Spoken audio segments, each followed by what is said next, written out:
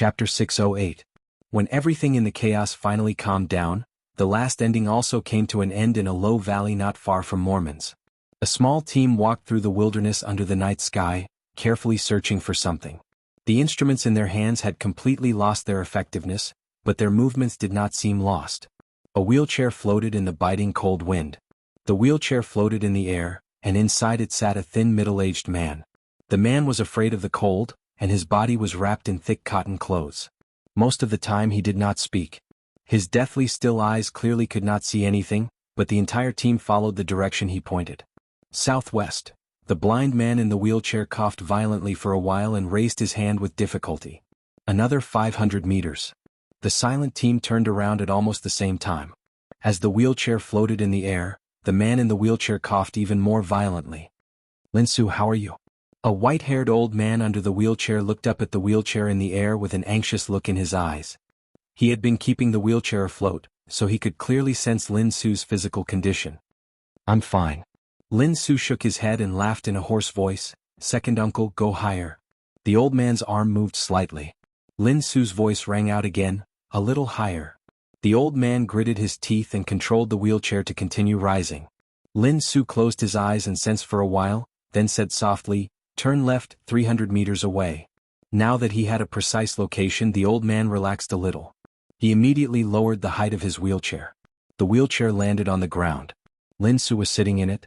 His face was red but his whole body was cold. "Why do you and Feng Ting value this woman so much?" The old man frowned as he looked at his nephew, who clearly did not have much time left. His tone was complicated. "It's not that I value him." Lin Su panted heavily, and his voice became more and more labored. "It's karma. I can see the karma on her. In the next hundreds of years, this will be the key to the Lin clan's continued prosperity. Big Brother believes in my karma, so the Lin clan appeared in Mormon's. Are you sure the cause and effect you speak of is with the woman you're looking for?" The old man looked at the Lin clan, and there was a different emotion in his tone. "I remember that the cause and effect you mentioned was Qin Weibai. And Qin Weibai is in Mormon's. That's what I find the most strange." Lin Su shook his head. As the metaphysics grandmaster of this generation of the Lin clan, he was not as famous as Shen Xuanzi and Great Master Wu Wei in Zhongzhou State, but in the hearts of the people inside the Lin clan he was equally unfathomable. However, at this moment, his thin face showed an unconcealable confusion. "What I saw at first was karma and Qin Weibai was part of it.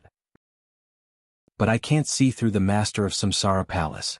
Her fate is related to the general trend, but her karma is not in the general trend." The old man frowned. He had a confused look on his face. He was the uncle of Lin Su and Lin Fengting.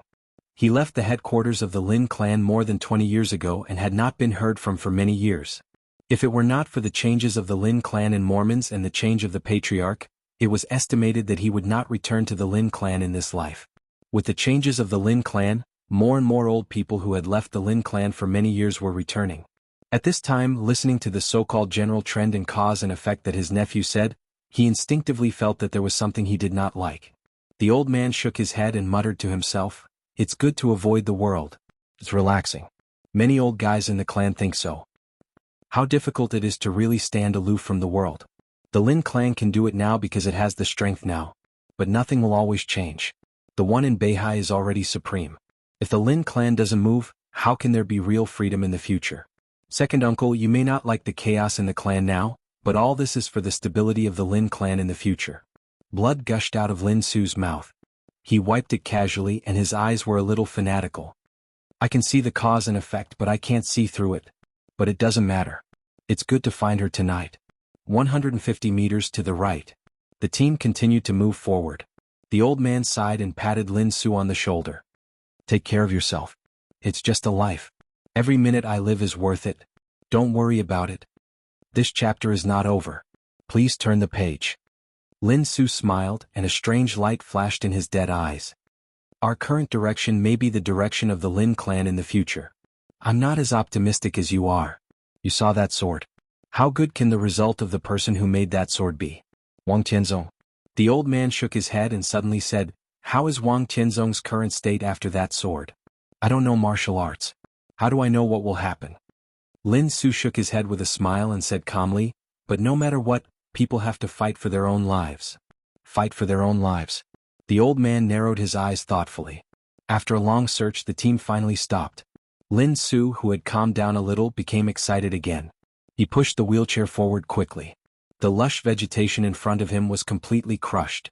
In his sight, a slender woman in black curled up on the ground, trembling slightly. The armor on her body had been completely broken. Her body was no longer bloated. At this moment, she curled up on the ground, looking extremely delicate and delicate. Lin Su pushed the wheelchair closer to her. The woman seemed to notice something. Her body barely stabilized, and a voice sounded in Lin Su's ear, which was very faint. Lin Su struggled hard, fell off the wheelchair, and approached the woman. At this moment, he finally heard the woman's voice, which was almost a whisper.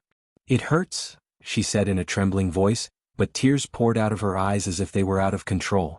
Her willpower struggled in the trance and eternal darkness. She remembered the sword that pierced his heart in the snow that year. He said it really hurt. It turned out to be really painful. It really hurt. Lin Su looked at her quietly, with a somewhat complicated expression. Her body curled up hard as if trying to protect herself, but the vitality in her body was flowing away crazily like a broken dam. The sword light had passed, but the willpower that entered the transcendent realm had completely entered time and space. Lin Su was very close to her. He looked at the man's body curled up, half of his face buried in the soil, and the half of his face that was revealed after the man's mask was broken, revealing the side of his face that was incomparably exquisite and perfect. The uncontrollable willpower kept surging. With memories that seemed to be from a lifetime ago, Lin Su saw countless pictures: gratitude and resentment, love and hatred, magnificent and sentimental. In the other party's memory, he finally understood something. Lin Su smiled. His smile was a little dim, but it looked extremely peaceful. He quietly looked at the master of Samsara Palace, whose vitality was constantly flowing away, and whispered, "It turns out that you are the real cause and effect." For the Lin clan, Qin Weibai was cause and effect, so was Li Tianlan. But all causes and effects were related to the general trend. Qin Weibai, Li Tianlan, the Lin clan, the Wang family of Beihai, everyone had cause and effect with this world. But the master of Samsara Palace did not. She had nothing to do with the whole world or anyone. From the beginning to the end, all her cause and effect was with Li Tianlan. It's all fake. He looked at the master of Samsara Palace and murmured to himself. The master of Samsara Palace could no longer respond. Her body no longer trembled, and the last vitality dissipated in her body. Endless coldness and darkness enveloped her, and her body became stiff. Lin Su seemed to see the real choice. He sat where he was and kept silent for a long time. The pictures that were transmitted directly into his mind by the will of the transcendent realm disappeared. Everything, including vitality, was finally over. It was completely over. The old man, who could be said to be the highest in the Lin clan according to seniority, walked over slowly and said in a low voice, "Go back, she has passed away." At this moment, the old man thought of the sword that tore heaven and earth apart not long ago, and the last words of the master of Samsara Palace. "You are all non-entities." The old man never thought that he would see such a proud person finish the last journey of her life and finally die in front of him. He patted Lin Su on the shoulder and wanted to pull him up. Lin Su didn't move. "Gaze. This chapter is not over. Please turn the page." Looking at the lifeless master of Samsara Palace on the ground, he shook his head gently and sighed in a low voice. "You won the sword, but you lost." The old man behind him frowned. Lin Su suddenly smiled and said softly, "Second uncle, you haven't come back in these years, so there are some things you don't know about my body?" His face turned pale for a moment and he said slowly, "In fact, it wasn't very good 3 years ago. At that time, my brother found Wang Tianzong for me and wanted to trade in immortality with the Wang family of Beihai to prolong my life. That time when he went out, he met Li Tianlan and the master of Samsara Palace." The old man raised his eyebrows and said in a low voice, "Did Wang Tianzong refuse?" "No." Lin Su shook his head. "But the conditions were too harsh. Sword Emperor hoped that my brother could help him do 3 things. The old man fell silent. Even in the era of heavenly sons, experts at the peak of the invincible realm were the real big shots. Doing 3 things and agreeing to 3 things were 2 completely different concepts. If Lin Fengting had agreed at that time, what the Wang family of Beihai would get in the future would be much more precious than that immortality. My brother wanted to agree at that time, but I refused. My situation actually had little to do with vitality. Even if I got immortality, I would at most linger on for a few more years, which was meaningless. The most important thing was that I knew that I couldn't do anything in the last few years, so I might as well not do it. Then that immortality fell into the hands of Li Tianlan, who needed it very much at that time. Lin Su's voice gradually became calm. The old man frowned and thought for a moment. Is this the cause and effect you mentioned? It's part of it. When I refused immortality, I didn't see what happened today. I just thought that if I refused, it would be better for the Lin clan. Using immortality for my poor life is a real waste of God's gift. The old man's eyes became deep. At this time, he didn't know why Lin Su suddenly talked about the Wang family of Beihai and immortality. I'm not saying this to regret anything, but now I'm sure of the fact that I saw 3 years ago again. Second uncle, I'm a useless person. If I stay in the Lin clan, I really can't play any role. He reached out and held the palm of the master of Samsara Palace, which had become a little cold. But she can, you? The old man's face changed dramatically. He wanted to stop him, but it was too late. An incomparably strong warm wave instantly filled the silent and cold world under the curtain of the night. Starlight shone down from the sky, and the world under the night sky was burning and heating up, with unimaginable mystery and luck. Lin Su's face grew calmer, but his eyes began to burn. Stop.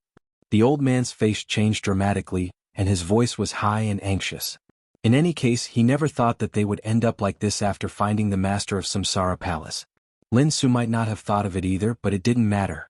What mattered was that he made the right decision at the most appropriate time. Lin Su laughed. His skinny face seemed to gradually fill up. In an instant, he had an indescribable elegance about him. His deathly still eyes gradually became lax. Second uncle, guess what I saw? The old man stared at Lin Su's face. His body trembled slightly.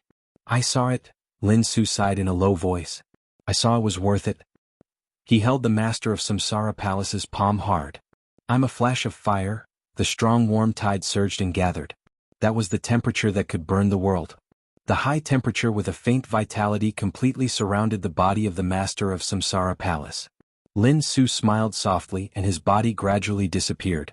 Maybe he would be unwilling, maybe he would feel regret, but the moment he got close to the master of Samsara Palace, he really saw all the cause and effect, and he also saw it was worth it. His remaining life turned into a residual flame, with the last heat, and instantly reignited the slight vitality of the master of Samsara Palace. There seemed to be an invisible fire burning in the void. The flame swallowed Lin Su's body, and his last voice sounded. Everyone has to fight for his own life. End of this chapter. Bookmark for easy reading. Chapter 609. Before the morning light came, the night had passed. The sky before dawn was dark and solemn. As if bathed in the darkness of the whole world, he slowly walked to the shore from the sea and looked at the mountain that he had been thinking about day and night, which was now close at hand. The dim lights flickered on the mountain. It seemed to be far away, but it also seemed to be very close. He stood on the shore and watched quietly. After a long time, he gently stepped up to the shining mountain in front of him. The flowers and the moon were silent. The rich fragrance of flowers drifted from the other side of the mountain, filling the whole area with the sea breeze. The fragrance was pleasant. He walked in the floating fragrance and deeply sniffed the smell of the grass and trees around him. His eyes were all calm. The mountain was heavily guarded. He walked to the end of the 3-kilometer-long side road and finally reached the foot of the mountain. The military base that guarded the whole mountain operated day and night. The dazzling lights flickered with the smell of iron and blood, completely illuminating the whole foot of the mountain. He didn't hide his figure and slowly walked over. In an instant, countless dazzling lights shone on him. He stood there looking straight at the endless lights without saying a word. The whole base was boiling after a short silence. Countless soldiers rushed out and knelt in front of him. The lights disappeared. The voice that shook the whole mountain rolled through the sky. Your Majesty. Get up. He silently looked at the crowd in front of him. After a long time, he waved his hand and said, You did a good job. He walked forward and casually patted the shoulder of a nearby soldier. Well done. He walked through the crowd unhurriedly and occasionally patted the shoulders or arms of the soldiers around him. This might be the first time for many soldiers of the Beihai Corps to have a close contact with their sword emperor.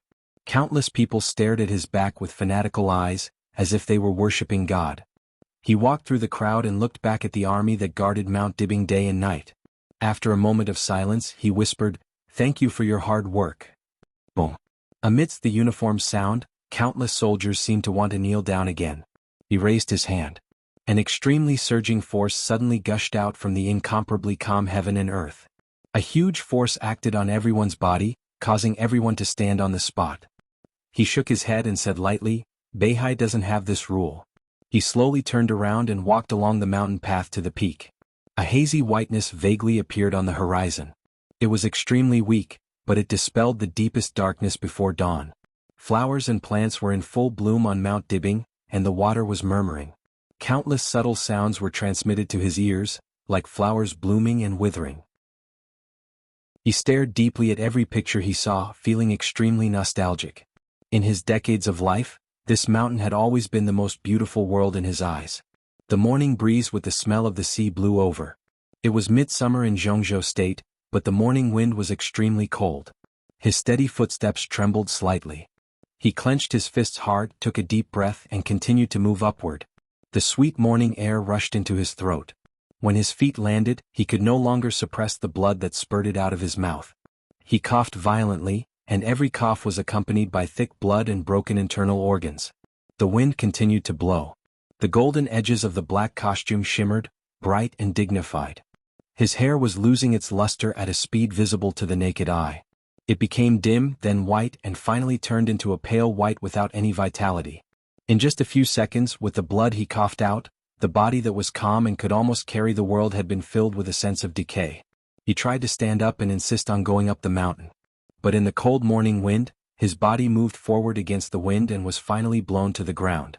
He had never experienced such weakness in his life. His body rolled for dozens of meters on the mountain road with an obvious slope, and finally grasped a small tree by the road. The blood was still flowing. He shut his mouth tightly and swallowed all the blood. With an incomparably calm gaze, he struggled to stand up and staggered towards a nearby pavilion. The stone chair in the pavilion was still cold in the middle of the night. He sat on the stone chair, leaning against the pillar behind him, and looked at the distant sky blankly. The hazy whiteness was still at the end of the sky. Not far in front of him was a pool of clear water, sparkling and reflecting the moonlight in the sky. He looked at it quietly and finally closed his eyes. Countless pictures flashed in his mind one by one, fast or slow, and they were unforgettable. The moonlight fell on him softly. He smiled softly, but his eyes were already blurred when he opened them. In the scattered and cold moonlight, he sat in the pavilion, looked up at the moon in the sky and looked back at his past. In the quiet and cool world, he gently hummed a song with deep affection and melancholy. The silver boat, swaying, bending, hanging in the fluffy sky. "What's your name?" "Summer." "Summer solstice. Why are you here?" "I have no home. Uncle Wang brought me here." "Oh, my name is Wang Tianzong." "Brother, come with me. Your worries, 3322 Lan, stop in my quiet heart. I like the moon, brother. I like you too. Call my name." "Oh, Brother Tianzong, call your name." What's your name?"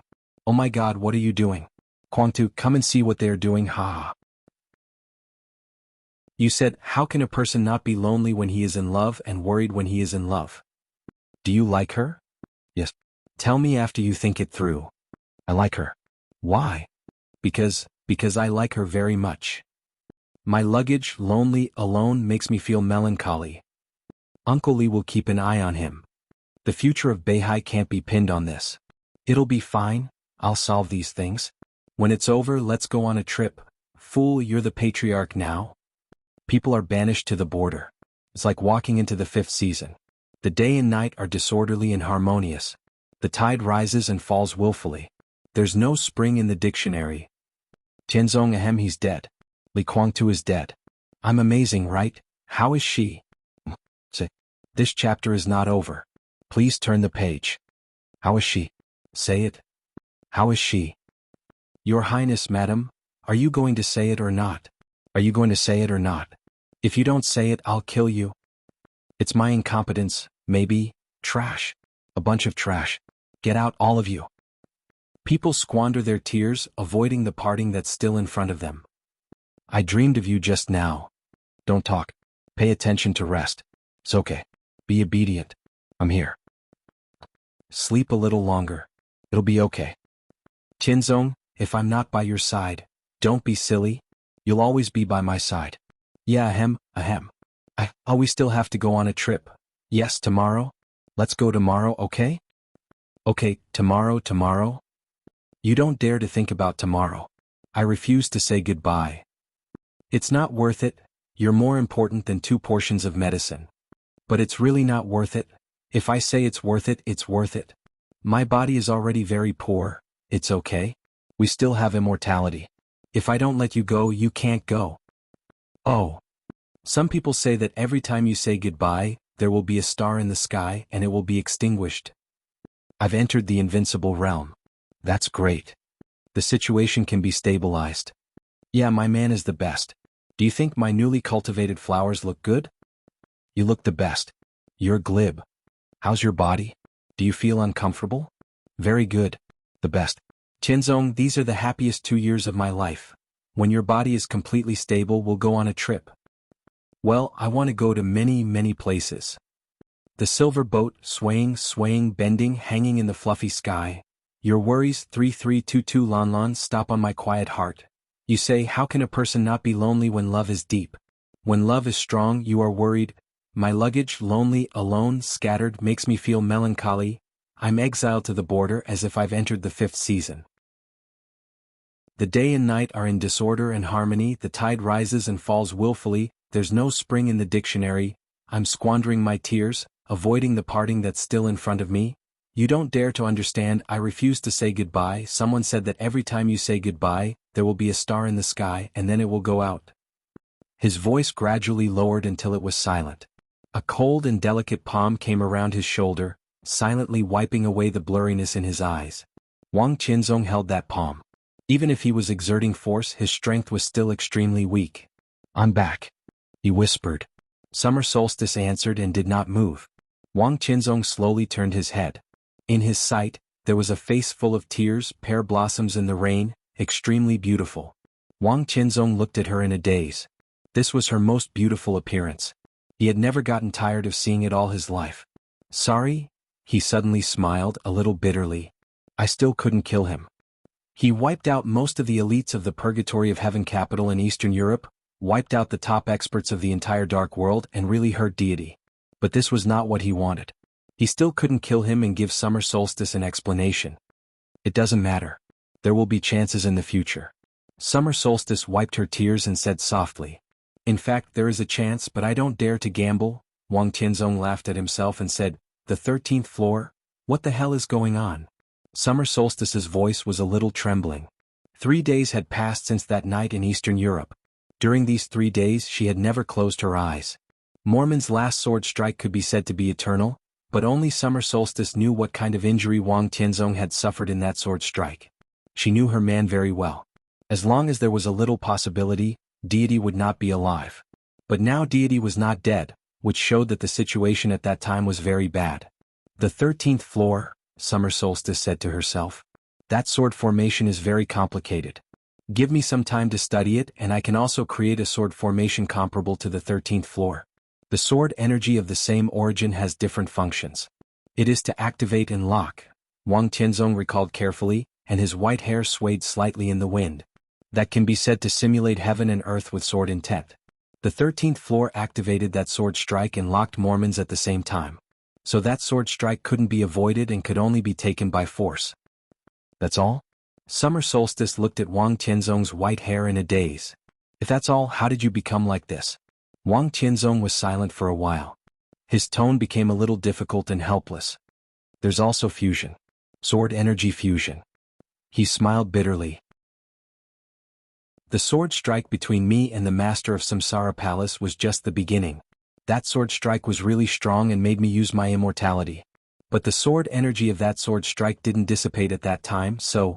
Fusion? Summer Solstice's voice was obviously trembling. Yes. Wang Qianzong nodded. The sword energy of the 13th floor has been integrated with my sword energy. The corners of his mouth twitched and he said slowly, in the past 3 days, all my efforts have been in vain. I can't suppress the sword energy of the 13th floor. The sword energy has taken root in my body. I can still fight, but the more power I use, the more damage the sword energy in my body will cause to me. In a short time, it's hard for me to find a solution. Soli Quangta can't die and I can't kill him. I can kill Tyrant and Tyrant is nothing to worry about. If I kill Li Kuangtu, Fengting will definitely take action. With the sword intent in my body, if Fengting tries his best, I may not be his opponent. Even if I can win, once Li Kuangtu dies, the Li family will take revenge madly, and there will be internal and external troubles in the clan. He suddenly coughed violently. Countless bloodlines burst on his body, and blood flowed down his clothes. I still lost, Wang Tianzong murmured to himself. I lost. In the chaos of Eastern Europe, he got the benefits he wanted and broke through to become the chosen one. But he didn't win. If he didn't win, he would fail. I've sent someone to prepare what you need to recuperate. Summer Solstice's face was pale and bloodless. Drops of blood on Wang Tianzong's body were cutting his heart like a knife. Tianzong, what's the best result? It's hard to have the best result. Wang Tianzong hesitated. This chapter is not over. Please turn the page. Maybe I will recover and can still maintain the current realm, but there will be flaws. I can be regarded as the chosen one, but my state is not good. What's the worst result? Summer Solstice grabbed Wang Tianzong's sleeve hard. The worst result. Wang Tianzong smiled. That's death. When he said this, his tone was extremely calm, without any unwillingness or regret.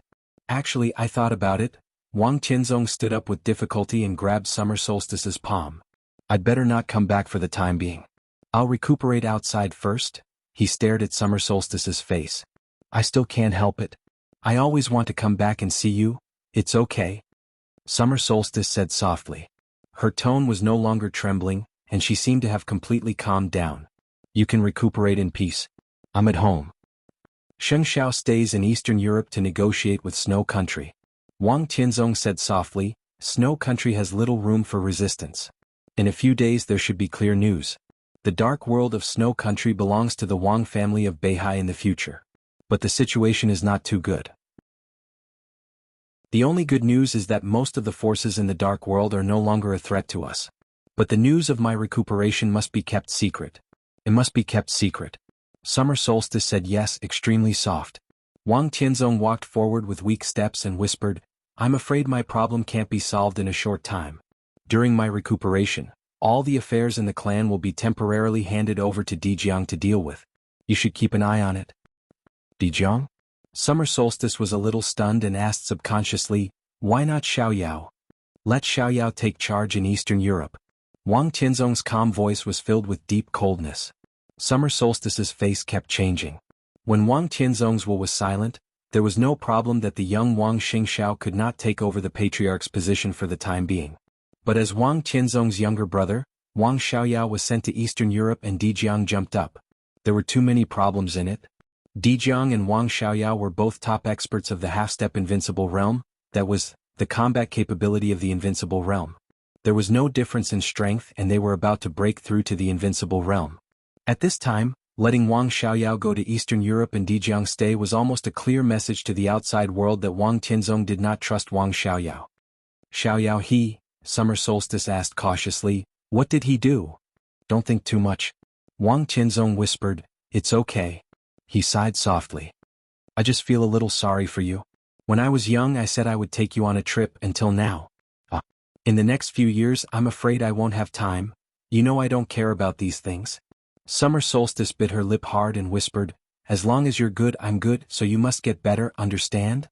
Of course. Wang Tianzong nodded with a smile and coughed up another mouthful of blood.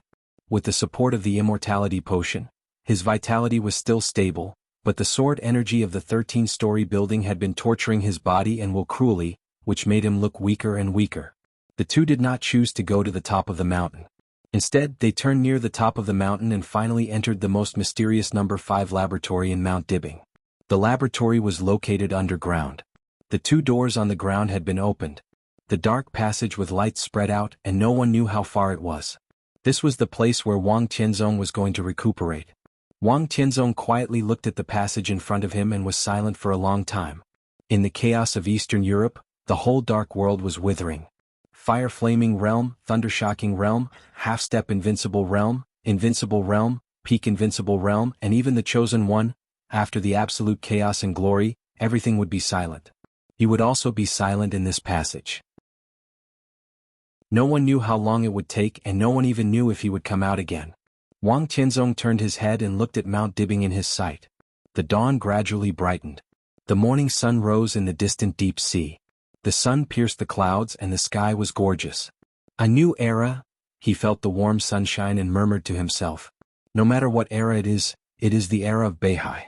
Summer solstice, said softly, and her tone was extremely firm. Wang Tianzong turned his head to look at his wife. He gently leaned over, kissed her on the face and whispered, "Wait for me." He seemed to be afraid of something. He looked at Summer Solstice's eyes and said seriously, "Wait for me." "I can wait." Summer Solstice smiled. Tears and smiles appeared on her face at the same time.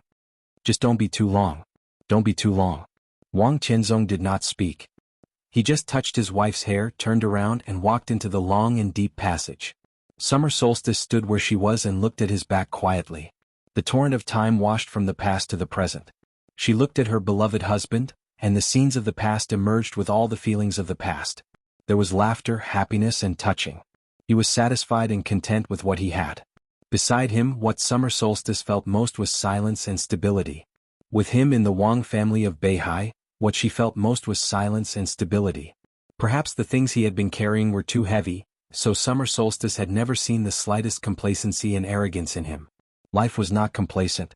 Occasionally she could only feel cautiousness from him. The strength of Beihai, the hegemony of Beihai, and the sword light of the Sword Emperor swept everything. Everything was built on the foundation of caution. He was like the god of the Wang family of Beihai, sheltering everything and blocking all threats from the outside world. For more than 20 years, whether Beihai had returned to its peak or not, the whole Wang family of Beihai seemed to be having a leisurely and happy dream during this short but by no means short period of time. The foolish man never said much. He carried countless things on his shoulders.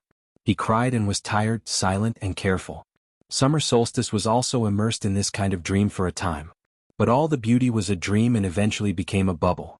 Wang Tianzong's figure disappeared in the passage. Summer Solstice looked at the figure before he disappeared. He finally bent down. His hair was white and his figure was stooped. Summer Solstice stood there, tears gushing out. She woke up from the dream. In the future, the whole Wang family of Beihai would face the cruelty and truth that had been carried by him alone.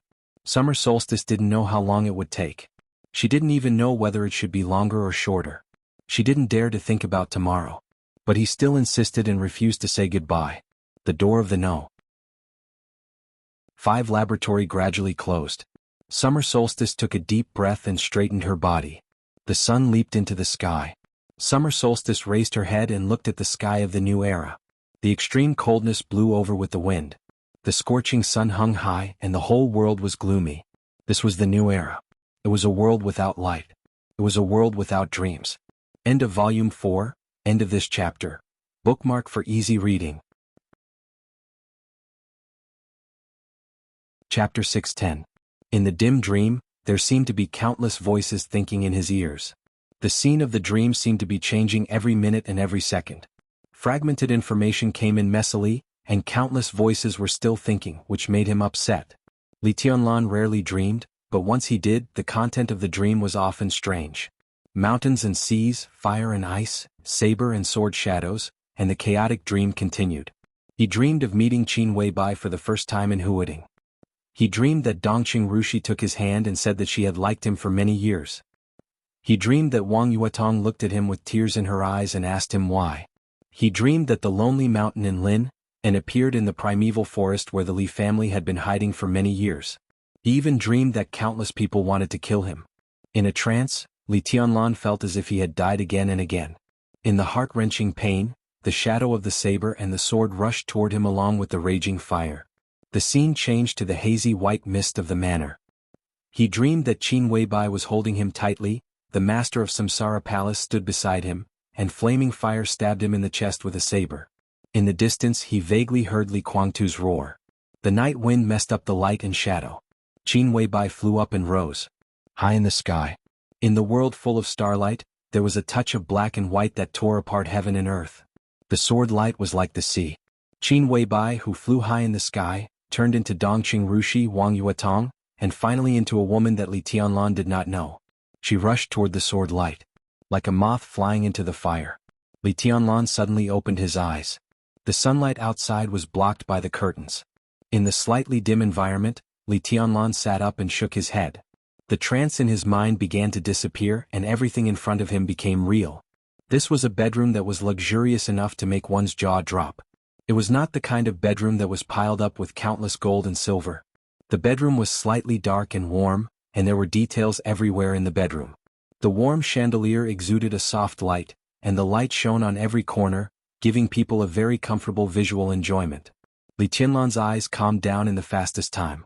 He looked around and didn't know where he was for a moment. There was also a natural and rich fragrance floating beside the bed. Feeling the familiar smell, Li Tianlan was lost in thought. The pain in his chest was still spreading little by little. The wound didn't look big, but the damage it caused to his body was beyond his expectation. He didn't know how long he had been in a coma, but now he felt the pain in his chest. It would still take time for the scar to heal. He slowly rubbed his forehead. His mind was in a mess. Countless questions popped up in his head, but suddenly he didn't want to know the answers. Light footsteps sounded outside the door. The door was pushed open and Qin Weibai, who was dressed in plain clothes, walked in with a delicate bowl in her hands. Li Tianlan looked at her and was stunned. Looking at Li Tianlan, she was also stunned. After a short silence, she smiled and said softly, "When did you wake up?" Her smile was clear and indifferent. There was no surprise in it, but it was filled with boundless affection. "I just woke up." Li Tianlan's mind seemed to be a little slow. He slowly moved his body and said, "Where are we?" "Yizhou." Qin Weibai came over and handed Li Tianlan the small bowl with Chinese medicine in her hand. She whispered, "Drink it while it's hot. It's good for your injury." Li Tianlan subconsciously took it and drank the slightly hot Chinese medicine in one gulp. Qin Weibai took out a candy and put it in Li Tianlan's mouth. She looked at him softly as if she was coaxing a child. Li Tianlan thought about it with the candy in his mouth. His brain had realized the strangeness of things, but his thinking was still a little slow. "How long have I been in a coma?" 5 days. Qin Weibai handed over a glass of warm water and said, "Compared to us, this chapter is not over. Please turn the page. It's a day earlier than expected." Li Tianlan took a sip of water and muttered to himself, "5 days? Yizhou." Eastern Europe. He held the glass of water and his arms trembled slightly. Qin Weibai sat down next to him and reached out to hold his palm. She said in a soft and cautious tone, "Don't think too much, Tianlan. It's over." "It's over? Oh, it's over." Li Tianlan suddenly smiled, a little self-deprecating. The last scene before he woke up was the desperate scene of Wang Tianzonging defeating all the top experts in the dark world. In a coma, it seemed that it was just a dream and it was over. "What's the result?" he asked, looking at Qin Weibai.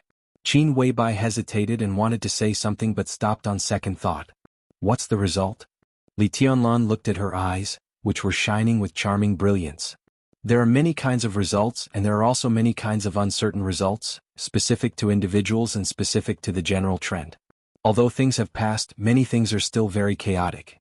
The specific results have not come out for the time being." Li Tianlan's heart gradually sank and his chest ached again. He forced himself to calm down and asked slowly, "Did we lose?" "For the moment we just didn't win." Qin Weibai held Li Tianlan's hand and said softly, "Tianlan, many things involve too much. In fact, there is no winner or loser. This is the case in Eastern Europe. The essence of this chaos is the future and survival. From the beginning there is no winner. The current result is in line with expectations. The essence is the future and survival." Li Tianlan looked into her eyes. "My future and survival?" Qin Weibai hesitated. Then she nodded. "Yes." Li Tianlan was speechless for a while. He led the Snowdance Corps into Eastern Europe on behalf of Jianghu State.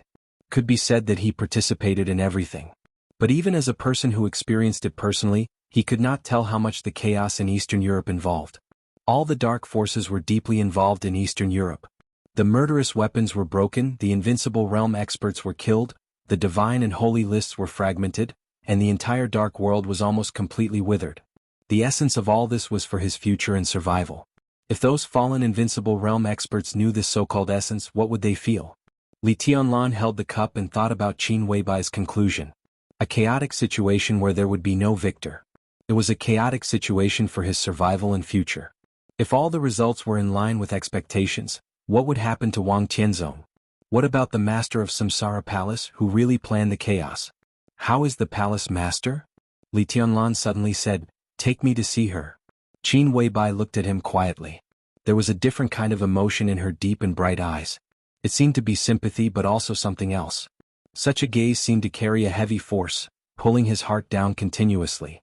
Li Tianlan waited for Qin Weibai's answer. Qin Weibai did not answer. She took out her mobile phone and handed it to Li Tianlan. The password is the date we first met, Qin Weibai said. Qin Weibai said with an unnatural look on her face. Li Tianlan entered a string of numbers without hesitation and unlocked the mobile phone. A video that had been played countless times and spread far appeared in front of Li Tianlan. Li Tianlan subconsciously slowed down his breathing and clicked the play button. The picture was silent. But that almost eternal sword light lit up in the extremely distant night sky. That was the sword that put an end to the whole era. The sword broke the sky, tore the city apart, and shortened the distance on the edge of life and death, with an unprecedented bright sword. This chapter is not over. Please turn the page. The light burst out completely and became the final ending. Li Tianlan's face gradually turned pale. Through the screen he could not feel the sword intent of this sword. But in the endless surging colorful light, he could roughly imagine the power of this sword and the price to pay for this sword. An invincible realm expert could not make such a sword. Not even a half-step chosen one. This was the real supreme sword light. It tore the world apart and obliterated everything. This was the last sword move of the master of Samsara Palace in the dark world. She gave up everything without hesitation. When this sword move was made, no matter what Wang Tianzong did, the master of Samsara Palace was bound to die. The so-called bound meant that there would be no accident. Li Tianlan's hand was shaking and could hardly hold the mobile phone. He clicked the screen with his trembling hand several times before pressing the play button again. Over and over again. In the silent picture, the sword light seemed to be the final farewell. Qin Weibai left and then walked in. She held a huge wooden box in her hands and put it beside Li Tianlan. She whispered, "This is for you." Li Tianlan turned his head numbly and opened the wooden box in a daze. The dark giant sword lay in the wooden box. The sun, moon, stars, mountains, lakes, and seas were no longer lustrous. This was Xinyuan Feng. Xinyuan Feng who belonged to him in the future. Li Tianlan stretched out his hand and gently stroked the blade of the sword. He muttered to himself, "You promised to live. You promised?" Qin Weibai lowered her head and her eyes were slightly red. Is this what she wants? For my survival and future. Li Tianlan looked at Qin Weibai and his voice was a little sad. This is what she wants most. Qin Weibai whispered, "It can even be said that this is the whole meaning of the existence of the Samsara Palace." Li Tianlan did not speak. He thought of the hug before the blade pierced his chest again. It was so heavy, so gentle, so reluctant. Thousands of words and countless times seemed to be condensed in that hug. At this time, in retrospect, all the emotions at that time were clearly determined. "I'm sorry?" A light voice rang in his ears. Li Tianlan closed his eyes and whispered, "Why?" She said it before. "There shouldn't be shadows in your sky," Qin Weibai whispered. Li Tianlan opened his eyes and his eyes were in a trance. At this moment, he remembered the meeting with military counselor in the East Emperor Palace in Huading more than 3 years ago. It seemed that military counselor wanted to tell him something from that time. He said that what the master of Samsara Palace wanted was a sky without shadows. Until this moment.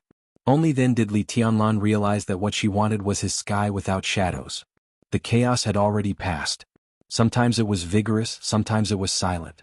He did not see any of them. But those sword lights and shadows that belonged to the Wang family of Beihai, Kunlun City, and many other forces, which were always hanging over his head and would fall at any time, finally dissipated with the chaos. His future was only bright. The eternal night of Mormons continued. Yuzhou had ushered in a clear sky. Li Tianlan walked to the bed, opened the curtains and opened the window. The warm and bright sunshine shone on him. In his sight there was a clear sky. Li Tianlan thought about the hug quietly.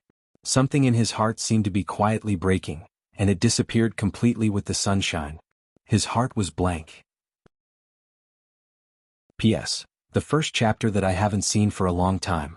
End of this chapter. Bookmark for easy reading. Chapter 6:11. Qin Weibai looked at Li Tianlan's back quietly. In the bright sunshine, his figure was facing the window and it was a little dazzling. She looked at the blurred figure and felt lonely. Qin Weibai looked down at her phone. The video played again on the screen had come to an end, and the sword light had disappeared. The era that once belonged to Sword Emperor, Li Guangtu, Gu Xingyun, Arsis, and many others had officially ended with the complete collapse of this sword light. Everything had become the past. At this moment, Qin Weibai was more sure than anyone that the future world belonged to Li Tianlan. But maybe he would never know what he had lost in that chaos. Qin Weibai felt a little complicated. As the sword light fell, she was still unsure how she felt. She felt relaxed, relieved, and free. She felt as if she had lost all her shackles. Her mind was completely relaxed, but there was no joy or sadness. She was calm and quiet, as if she was gradually losing herself. Li Tianlan seemed to have become her only direction in the world. She walked over gently, put her arms around his waist from behind, and slowly exerted force. "Did you find the body of the palace master?" Li Tianlan patted her palm and asked in a low voice. Qin Weibai shook her head and said nothing. Li Tianlan didn't ask again. That sword light was the strongest sword light he had ever seen in his life, and it was also the limit of his imagination. It was exactly the same as the end of martial arts he saw. When he drove that sword with the peak of the invincible realm, it was hard to say whether the body of the master of Samsara Palace was still there. Li Tianlan's heart ached slightly, and the vast emptiness continued to spread in his heart. All his emotions seemed to be disappearing. The warm sunshine was telling him clearly and cruelly that everything in Eastern Europe had passed away, including the master of Samsara Palace and many people. And the beautiful future built on the bones of Milk Mountain was waving to him. A coma, the transition between the old and the new eras, and the great sense of confusion kept hitting his will. Li Tianlan turned around and held Qin Weibai's body tightly in his arms. The fragrance of nature wafted into his nose. This was the smell he was most attached to and even obsessed with. It was the same feeling when they first met in Huading. It was the same feeling when they snuggled up to each other in the Sky Academy. It was also the same feeling on that dreamlike night. It was the same feeling every time he saw her. Li Tianlan gently kissed Qin Weibai's delicate neck and asked hoarsely, "How are the others?" Qin Weibai's body was a little stiff. Her two small hands subconsciously grabbed Li Tianlan's back and she said softly, "Not good, not bad. Both Li Guangtu and Li Shi are seriously injured, and they are still in a coma. According to current observation, their foundations have been damaged to varying degrees. However, Li Guangtu's foundation is broken and then rebuilt. The Immortality seal can be said to outshine others in reshaping the foundation, so it is possible for Li Guangtu to recover. Although this possibility is small and it takes a long time, such a possibility does exist. As for Li Shi, her injury is lighter than Li Guangtu's, but she should fall from the peak of the invincible realm. Mr. Lin woke up once. He is in the best state at present, but he is also seriously injured. But in contrast, he can recover in the fastest time. In a sense, in today's dark world, Mr. Lin is already the strongest. Li Tianlan gently bit Qin Weibai's neck under her command. "This chapter is not over. Please turn the page." He shrank his head subconsciously and straightened his body. He whispered, "This is not a good thing." "Yes." Qin Weibai sighed softly. "But it's not too bad." Li Tianlan said, The Lin clan had been hiding from the world. It was a behemoth whose comprehensive strength was almost no weaker than that of the Wang family of Beihai. In this chaotic situation, no matter whether Lin Fengting, as the patriarch, would change his mentality or not, his hiding from the world could not be changed. This was a deep-rooted idea that countless branches of the Lin clan had maintained for many generations. Now that Lin Fengting had become the top expert in the dark world, his identity suddenly became extremely sensitive. If the Lin clan wanted to continue to stand aloof from the world, Lin Fengting could not intervene in anything. After all, the top expert and one of the strongest experts were two different concepts. At this time, any move of Lin Fengting would be magnified thousands of times, and then people would figure out the overall will of the Lin clan. As for the Lin clan entering the secular world, it was also unlikely that it would enter the secular world in a short time. The concept of standing aloof from the world was deeply rooted in the entire Lin clan. Even the most powerful branches in the outside world basically did not have any conflicts with others. No one dared to provoke such a family, nor did they bother to provoke others. Even if Lin Fengting wanted to lead the Lin clan into the secular world, it would take at least one generation to change this idea. Now that the Lin clan had the top expert in the dark world, it could be fearless of everything. However, Lin Fengting's hands and feet were trapped by the deep-rooted idea of avoiding the world within the Lin clan. This also meant that even if Lin Yuxian developed in Zhongzhou state, the Lin clan could not give him too much support. After all, once the Lin clan showed certain tendencies, it would be followed by countless roping in and suppression. Whether the Lin clan could bear it or not, Lin Fengting was unwilling to let the Lin clan become the center of trouble. No matter what happens to the Lin clan, I will handle it well. Qin Weibai touched her neck that had been lightly bitten, and her face was slightly red. A simple and natural ring on her hand reflected misty colors in the sun. This was originally part of the original deal. You will handle it well? Li Tianlan fixed his eyes on Qin Weibai's ring, and his eyes slightly narrowed. He did not know this ring, but he clearly remembered that this ring had been worn on Lin Fengting's hand before. This is the token of the patriarch of the Lin clan. Qin Weibai handed her hand to Li Tianlan and whispered, I am now the acting patriarch of the Lin clan, and I have been tacitly approved by the largest branches of the Lin clan. With Mr. Lin's support, I will soon take over everything and handle everything well. Li Tianlan looked at the ring in Qin Weibai's hand with a dull face. The patriarch of the Lin clan. Qin Weibai. He didn't know about such a deal, so when the two words were combined together, he only felt crazy. Was the Lin clan crazy or was Lin Fengting crazy? He handed the Lin clan to you? Li Tianlan's mouth moved and he asked incredulously. It's escrow. The time limit is about 20 years. The specific situation depends on the growth of the next heir of the Lin clan. Qin Weibai explained briefly. So, Li Tianlan looked at Qin Weibai. Will you belong to the Lin clan in the future? No. Qin Weibai shook her head gently. I have always belonged to you. And the Lin clan now belongs to me. Li Tianlan smiled bitterly. The change of the supreme power of the Lin clan was destined to be just the beginning. The extremely chaotic situation would end. Please turn the page if this chapter is not over. After that, the dark world, which was being shuffled, seemed to return to the original point. No one knew how many things would happen in the following time. How about Eastern Europe? Li Tianlan asked. President Li Huaqing returned to Jianghu state from Eastern Europe yesterday. Our position in the 5 Eastern European countries is stable. The biggest problem is in Snow Country. At present, everyone including Jianghu state is talking to Snow Country. However, Snow Country's intention is very clear. They have been contacting the Wang family of Beihai. At present, it seems to be nothing, but when things are really in a stalemate to a certain extent, Jianghu state may not be willing to fight with the Wang family of Beihai to the end. It's not that they don't have the strength, but it's unnecessary. But it's different for us. Li Tianlan's voice was a little cold. Qin Weibai nodded. I've arranged some backups, but I don't know if they are useful. As soon as she finished speaking, the text message prompt on her mobile phone rang. Qin Weibai picked up the phone and looked at it, narrowing her eyes slightly. It's useless. She whispered, I just received news that Wang Xingxiao, who was responsible for negotiating with Snow Country on behalf of the Wang family of Beihai, was ambushed on his way to the hotel after leaving the palace of Snow Country.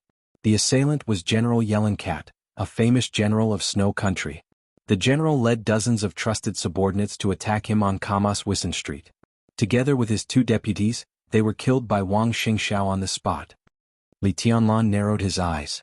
Qin Weibai's voice continued to ring. He only used 1 sword stroke. Li Tianlan finally turned around. Yellencat? He is an expert of the half-step invincible realm and the former marshal of Snow Country. He was demoted because of a command mistake, but he is still one of the few experts in Snow Country. Of his 2 deputies, one is already at the peak of the Thundershocking realm, and the other has stabilized the Thundershocking realm and has Thunder Vein. Qin Weibai's voice was quiet. Wang Xingxiao only used 1 sword stroke? Li Tianlan laughed. Only 1 sword stroke. Qin Weibai whispered, 1 sword stroke of the fire-flaming realm. He killed a half-step invincible realm expert with 1 sword stroke, along with a Thundershocking realm expert at the peak of the Thundershocking realm and a Thundershocking realm expert with Thunder Vein. The news of this battle had spread throughout the dark world in the shortest time. But when all the forces in the world were guessing whether Wang Tianzong was injured in the eternal sword stroke, or to what extent he was injured, the sword light of the Wang family of Beihai had shone again in the dark world. 1 sword stroke of the fire-flaming realm. But the power of this sword stroke was almost close to that of the invincible realm. All those who had been lucky enough to go to the Wang family of Beihai and overlook the stage formidable person of Mount Dibbing should remember the words carved on the stone of formidable person. A place where heroes come forth in large numbers. Li Tianlan was silent and did not speak. Qin Weibai was also silent until her cell phone rang again. Qin Weibai looked down at it. Her eyes became a little strange. Tianlan, I received the latest news here. Her voice was subtle. Jianghu, the vice-marshal of the Snowdance Corps, appeared in Reki City. Li Tianlan raised his eyebrows. He looked at the sunshine outside the window in silence. After a long time he nodded. It seemed that he was responding to Wang Xingxiao's news, but also to the intelligence of Jiang Shangyu's appearance. He replied, End of this chapter? Bookmark for easier reading. Chapter 6:12. Qin Weibai was still a little hesitant. The rise of Wang Xingxiao and Jiang Shangyu was unexpected but also expected. In any case, it was not something that would make people worry too much. It could only be regarded as a new atmosphere at the beginning of a new era. She hesitated because she didn't know how to tell Li Tianlan. For all parties, the chaos in Eastern Europe could be said to be a heavy loss, even a tragic one. This was a chaotic situation with no winner. It was doomed. They were failing in all aspects. Some were unable to recover from the setback, while others were silently healing with heavy losses. Wang Qianzong didn't win. The master of Samsara Palace didn't win. Li Tianlan, who seemed to get the most, didn't win. Qin Weibai had the confidence to deal with a lot of things, but at this time she felt that the news she was about to speak and the situation she might face next were extremely tricky. It was about Dongqing Rushi's injury. It was the devil troop of the Wang family of Beihai that seriously injured Dongqing Rushi. Wang Yuetong, the little princess of the Wang family of Beihai. She was running around for Li Tianlan in Tianan. This was destined to be an equally chaotic entanglement. What would Li Tianlan do when he knew? He couldn't give up anything, but he was destined to lose something. The master of Samsara Palace, Wang Yuetong, Dongqing Rushi. Such a result was equally tragic for Li Tianlan. Qin Weibai thought quietly and her face was a little pale. What's wrong? Li Tianlan turned around and looked at Qin Weibai and asked. Qin Weibai shook her head and didn't speak. Li Tianlan didn't care and said softly, "Go out for a walk." He walked over and naturally took her palm. Qin Weibai walked out with her head down and followed Li Tianlan, extremely docile. The morning breeze blew over the moment the door opened with the light fragrance of flowers. Everything was green and bright. Unlike the bedroom, which was full of modern style and comfortable layout, everything outside was as exquisite and beautiful as an ancient palace. There were flowers and green grass, neat and clean small stone roads, and the clear sound of running water could be heard not far away. Li Tianlan looked at the mottled wall in front of him, but it didn't look old. Instead, it looked extremely vicissitudes. He asked again, "Where is this?" "Prince Yong's mansion." Qin Weibai hesitated and whispered. Li Tianlan narrowed his eyes. Before he came of age, he spent most of his life in the Li family's camp built in the primeval forest. However, he was no stranger to Yuzhou. It was just that in the mouth of Li Honghe back then, this bustling big city was like a distant fantasy. He had heard of Prince Yong. If this chapter is not finished, please turn the page. The mansion was one of the largest and most complete relics of the previous dynasty preserved in Yuzhou. It was said that it had been opened to the public 100 years ago. At that time it was a very famous scenic spot in Yuzhou. However, it had been sealed for nearly 100 years. Li Tianlan never thought that he would appear here after waking up. He thought of the bedroom he had woken up in. Where is this? Li Tianlan finally turned around to look at Qin Weibai and asked seriously. This is... Qin Weibai hesitated and finally smiled bitterly. This is the property of the Bai family. The Bai family obtained the property rights of the Prince of Yang's residence. In recent years, after the Bai family renovated the residence, they treated it as... She looked into Li Tianlan's eyes and held his hand hard.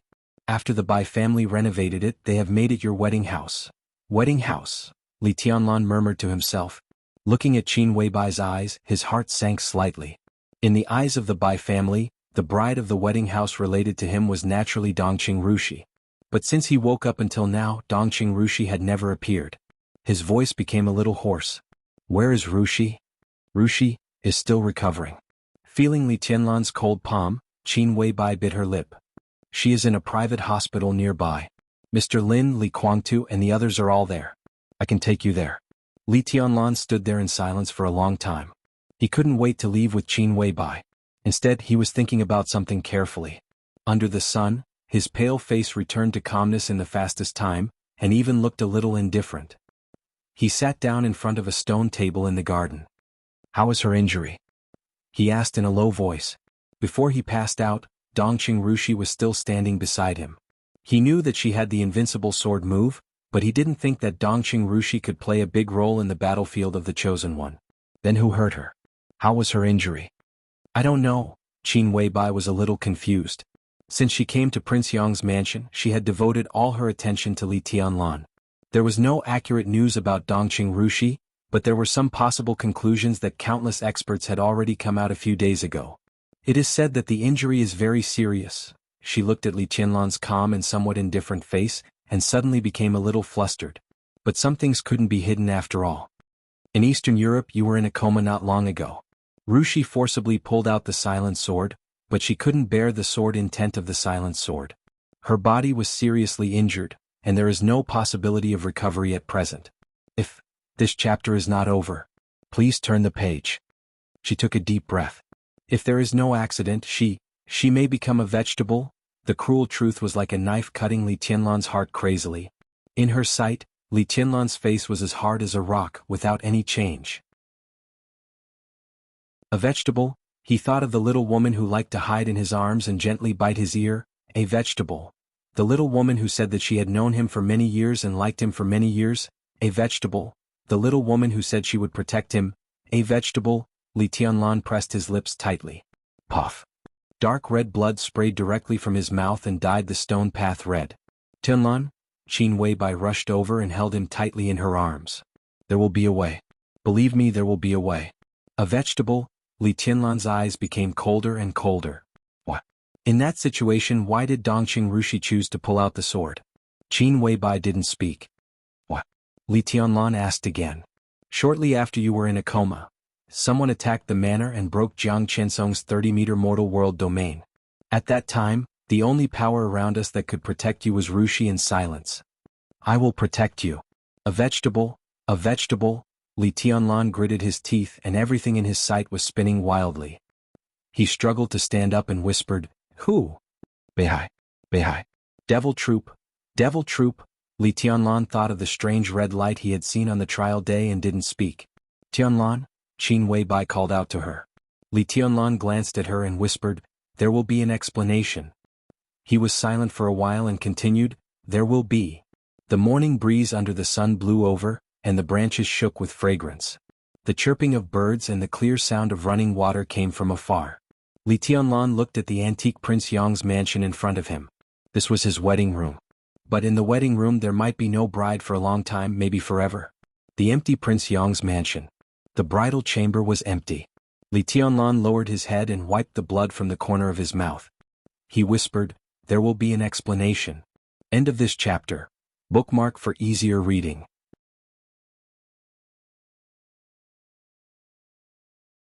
Chapter 6:13. The morning sun gradually turned into a scorching sun.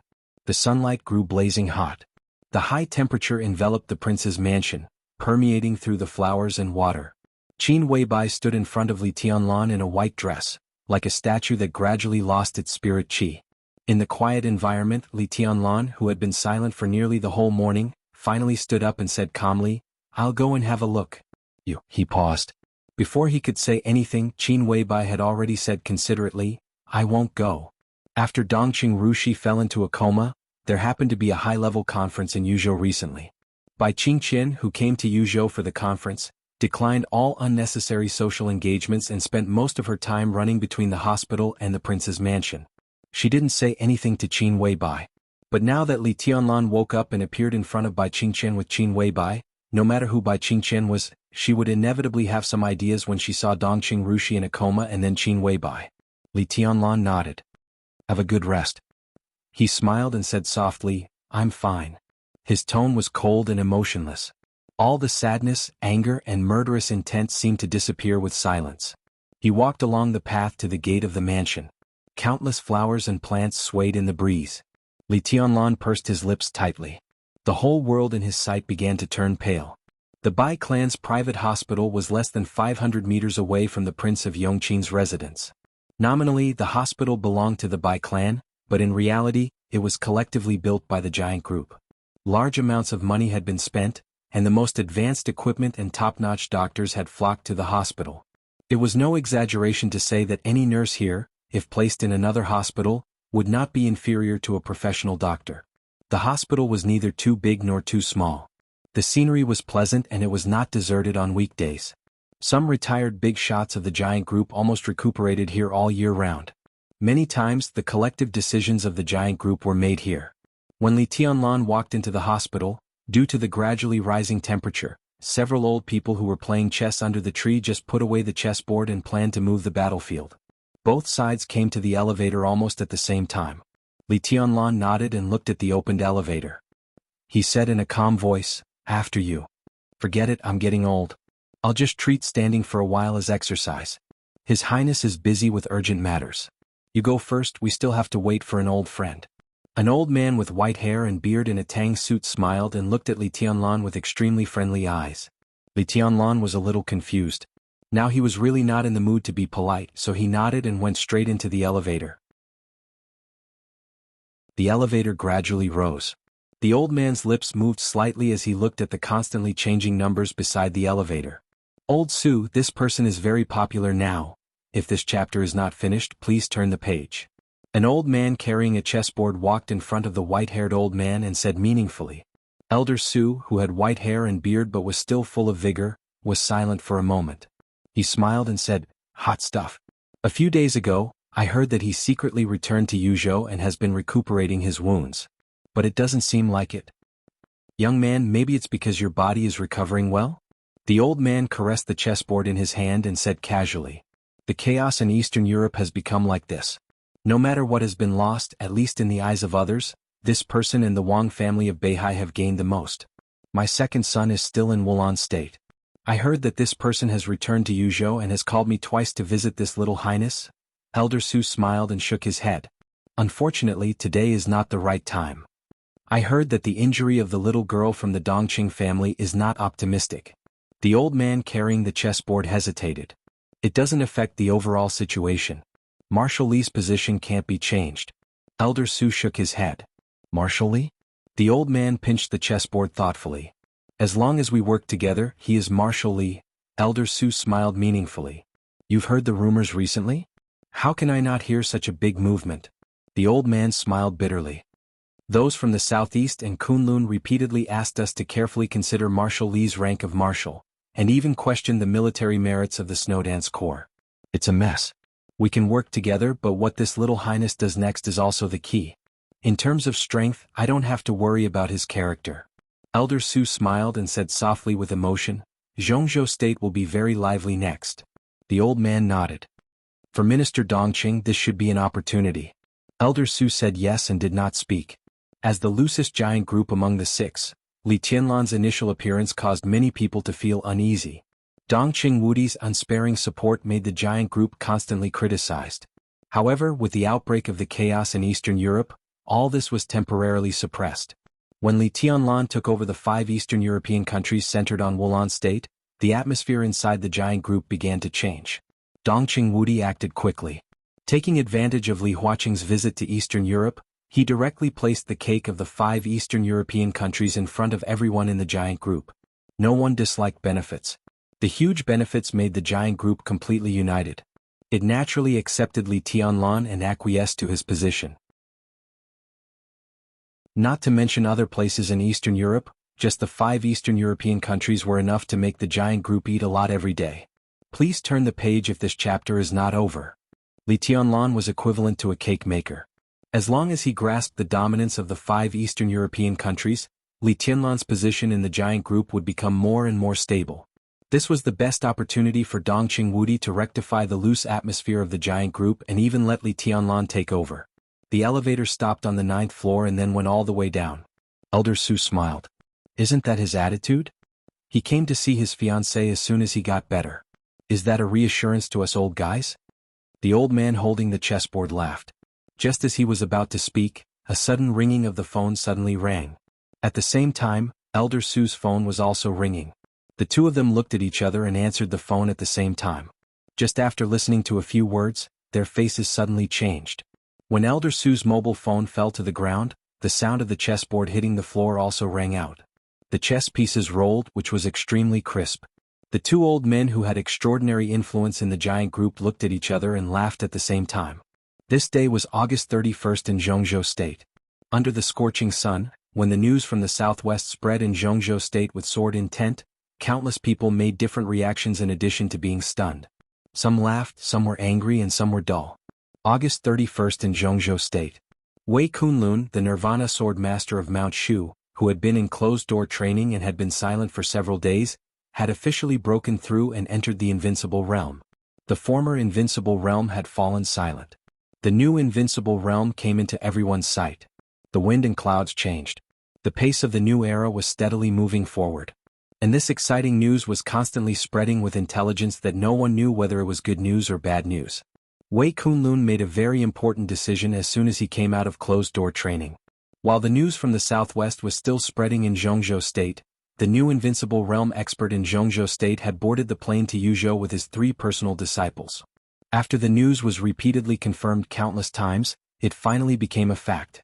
Wei Kunlun, the new invincible realm expert in Jianghu state, wanted to find a famous teacher for his 3 personal disciples who had been stuck in the bottleneck period.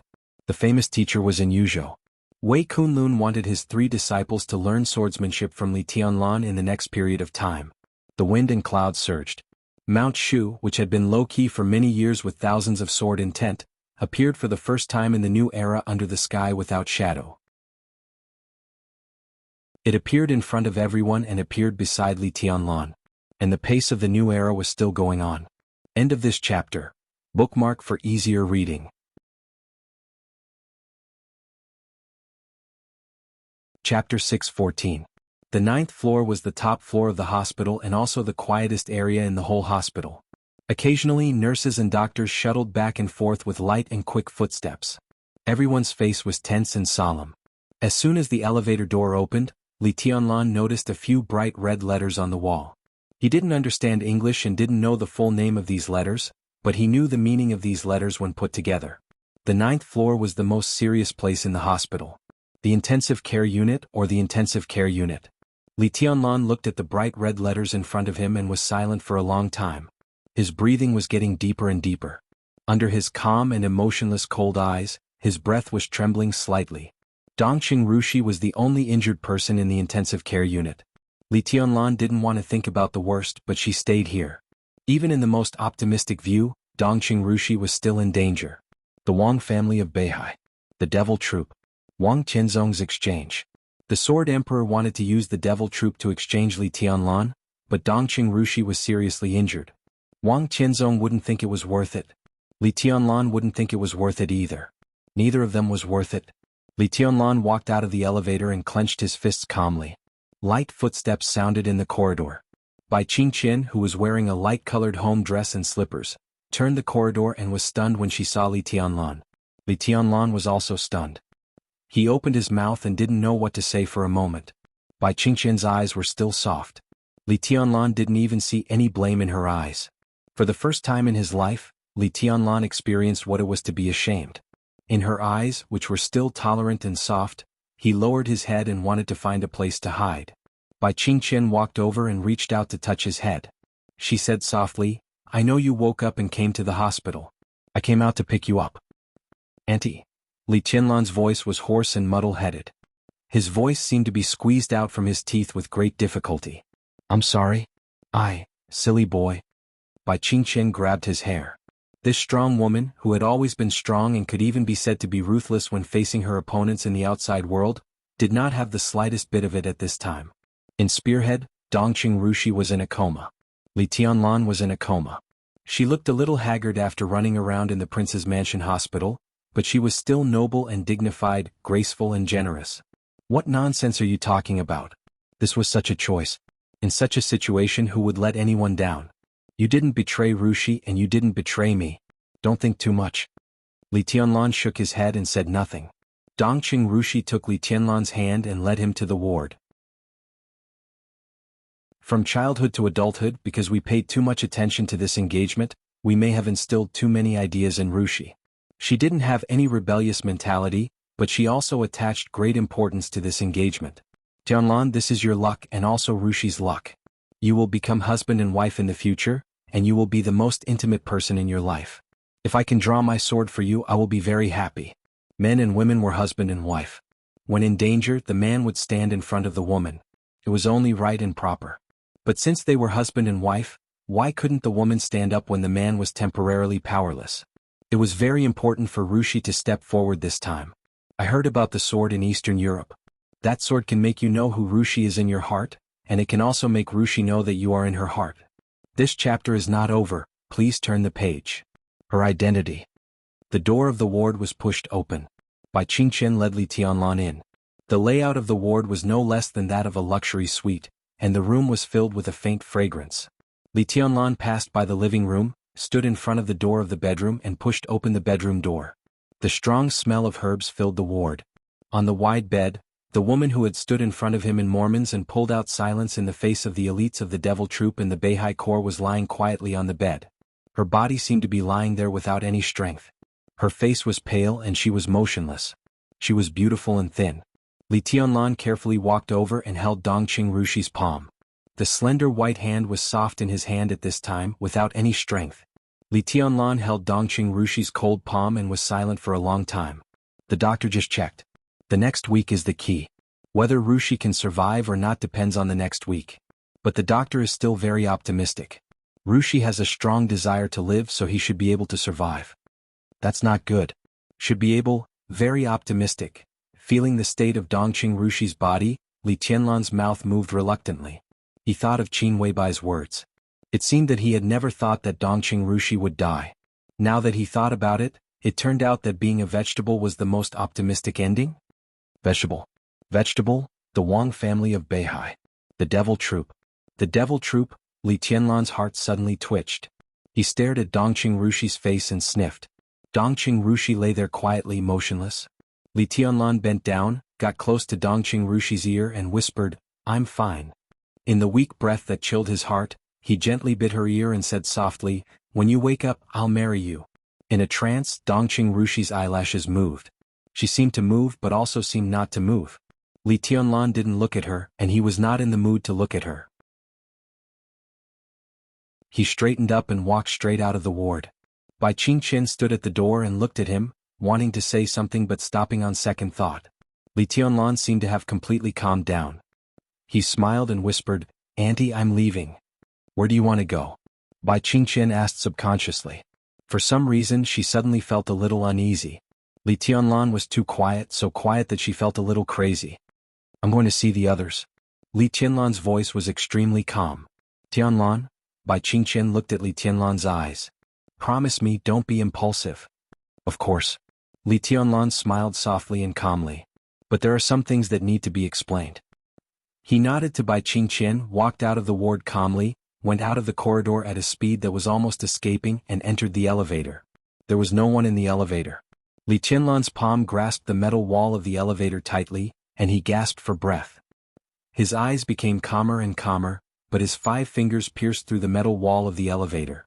This chapter is not over, please turn the page. 5 dark finger holes were left on the wall. The elevator stopped in the first ward. Li Tianlan walked out of the hall and headed for the second ward. Lin Yuxian, who was also a little pale, hurried over. When he saw Li Tianlan, he breathed a sigh of relief. "I just received a call from my sister saying that you woke up. I guess you will come here. How is it? How is Rushi's situation?" Li Tianlan regained his calmness and looked at Lin Yuxian with a bright smile. He whispered, "The situation is very bad." Lin Yuxian was stunned for a moment. Li Tianlan's smile was so calm, which was completely opposite from the content of his words. The corner of his mouth moved, and he didn't know what to say for a moment. "Let's go." Li Tianlan passed by him. "To see Mr. Lin." Lin Yuxian frowned and followed him subconsciously. The temperature was rising. The breeze in the hospital shook the flowers and plants. Lin Yuxian hesitated for a long time before he whispered, "I was there at that time, but the Devil Troop rushed too fast and Jiang Qinsong died instantly. Rushi not only saved you but also saved me. The Lin clan owes her a favor." He paused and laughed at himself. "No, I owe her a favor." Li Tianlan did not speak. "Tianlan, do you want to go ahead?" Li Tianlan suddenly interrupted him. "What is the most spectacular place in the dark world?" Lin Yuxian was stunned. The most spectacular place in the dark world? He was still thinking, but Li Tianlan had continued. "I heard of a place when I was a child." He said softly, gently and calmly, "That's the story my grandfather told me. It's a stone platform built on the top of a mountain. In the middle of the stone platform, there is a stone that has faced the sky and the sea for hundreds of years. He said that there are many names engraved on that stone. The romance of the dark world for hundreds of years is almost all on that stone. That should be the most spectacular place in the dark world. Lin Yoxian's face gradually changed. Have you ever been to Mount Dibbing and the stage of Formidable Person? Li Tianlan suddenly asked. Lin Yoxian shook his head subconsciously. He had been to Mount Dibbing when he was a child, but he had never been to the stage of Formidable Person. It was a forbidden area of the Wang family of Beihai. It was occasionally open to entertain real distinguished guests and big shots. Mount Dibbing, the stage of Formidable Person. Li Tianlan narrowed his eyes and smiled.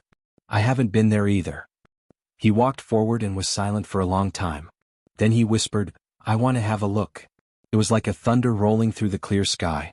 Lin Yoxian looked at him with a dull face. He seemed to realize that what he said was inappropriate. So Li Tianlan calmly modified his wording. I'm going to have a look. That kind of madness seemed to be venting in the calmest way. It was suppressed, but it was extremely ferocious. It was threatening. Li Tianlan kept moving forward. The noon sun illuminated the clear sky for thousands of miles. The light fell with high temperature and fell on Li Tianlan. Li Tianlan looked up at the sky. Under the sun his figure was straight like the sun. End of this chapter. Bookmark for easy reading.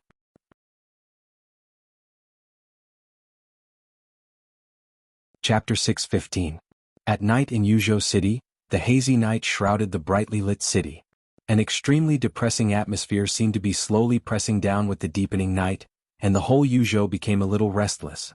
This afternoon and this night, countless eyes were focused on the private hospitals of Prince Yang's mansion and the giant group. The news that Li Tianlan had woken up had spread.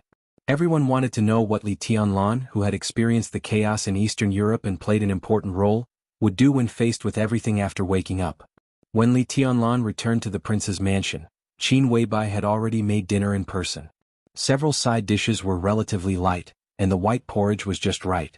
Li Tianlan ate and chatted with Qin Weibai as usual, cleaning up the dishes and chopsticks together. The news broadcast in the living room had come to an end. The last news was about the wounded of the Snowdance Corps who would return to China for treatment in the near future. As for Marshal Li Tianlan of the Snowdance Corps and the military merits of the Snowdance Corps, at least for now, the news did not mention a word. Li Tianlan sat on the sofa, lit a cigarette and watched TV quietly. He held Qin Weibai, who was lazily snuggling up to him, played with her hair and whispered, "What's going on with Mount Shu?" Qin Weibai was lazy and nasal, like a cat enjoying the warmth in the sun. Wei Kunlun. Li Tianlan looked at Qin Weibai and said. Wei Kunlun had successfully broken through and become a new invincible realm expert in Jianghu state. Li Tianlan learned the news almost immediately. What followed was that the new invincible realm expert actually asked his 3 disciples to learn swordsmanship from him. Behind such an incredible move, there was no greater kindness. Li Tianlan communicated with Dongqing Wudi as soon as he heard the news. Dongqing Wudi said that the matter of Mount Shu had nothing to do with him. He also called Li Honghe, who was still in Lin'an. Li Honghe frankly admitted that he could influence Yun Qinshi, the Phantom Sword Master, but he was also confused about Wei Kunlun. As for the academics, Li Tianlan was just in a cooperative relationship with them. Even if the academics had a good card like Wei Kunlun in their hands, it was impossible for them to hand it over to him. Moreover, Mount Shu was located in the southwest with thousands of sword energy. In the martial arts and the dark realm in the southwest of Jianghu state, it could be called the unique king. The southwest was the headquarters of the Prince Group. In many cases, Mount Shu, especially Wei Kunlun's branch, had always been regarded as the power of the Prince Group. Now Wei Kunlun's elder brother, Wei Tianhang, was one of the deputy ministers of the army headquarters of Jianghu state and the real tycoon of the Prince Group. No one would believe that Mount Shu would become a pawn in the hands of the academics, the sworn enemy of the Prince Group. In this way Wei Kunlun, whom he had never met, suddenly showed such great kindness to Li Tianlan. Excluding the new invincible realm expert's affection for Li Tianlan, the only driving force behind the scenes was the Samsara Palace. The look in Qin Weibai's eyes was somewhat complicated. He should have already gotten off the plane and is on his way here. When he arrives, let him talk to you. If this chapter is not finished, please turn the page. Li Tianlan took a deep look at him and nodded. Qin Weibai arched into Li Tianlan's arms, as if she wanted him to hold her more comfortably. She was silent for a while and asked carefully, "How is Rushi?" "She's not doing well." Li Tianlan's tone was so ordinary that even he himself felt it incredible. At present, being in a vegetative state is the best result. I had a talk with the experts in the afternoon. In theory there is a possibility of recovery, but it will take a long time. Being in a vegetative state, Qin Weibai was thinking about the master of Samsara Palace's scheme. After countless replays of the final battle, she was more and more sure of the master of Samsara Palace's plan. From the beginning, the master of Samsara Palace did not pin all her hopes on Li Tianlan staying in Reki City. She hoped that Li Tianlan would stay there. But even if he appeared in Mormons, Dongqing Rushi could still be her bargaining chip. She just didn't know if she would predict Dongqing Rushi's ending, and whether she would feel distressed and guilty. Qin Weibai smiled self-deprecatingly. That woman. Maybe she didn't care about anyone or anything at all except Li Tianlan? We'll get better. She looked up at him in Li Tianlan's arms and gently touched his face. Do you think I should regret it? Li Tianlan suddenly asked. He thought quietly. Some problems seem to be clear, but I don't seem to understand. For example, when the palace master stabbed me with a sword, if I didn't go to Mormons, Rushi wouldn't be like this now, and it turned out that I really didn't play any role in the final chaos. And if I didn't go, do you regret it? Qin Weibai interrupted him and asked. Li Tianlan was silent for a while. I don't know. He shook his head. Yes, when he almost lost Dongqing Rushi and was stabbed by the master of Samsara Palace, his answer was that he didn't know if he would regret it or not. Under the circumstances at that time, it was impossible for him not to go to Mormons. He had to go. That's it.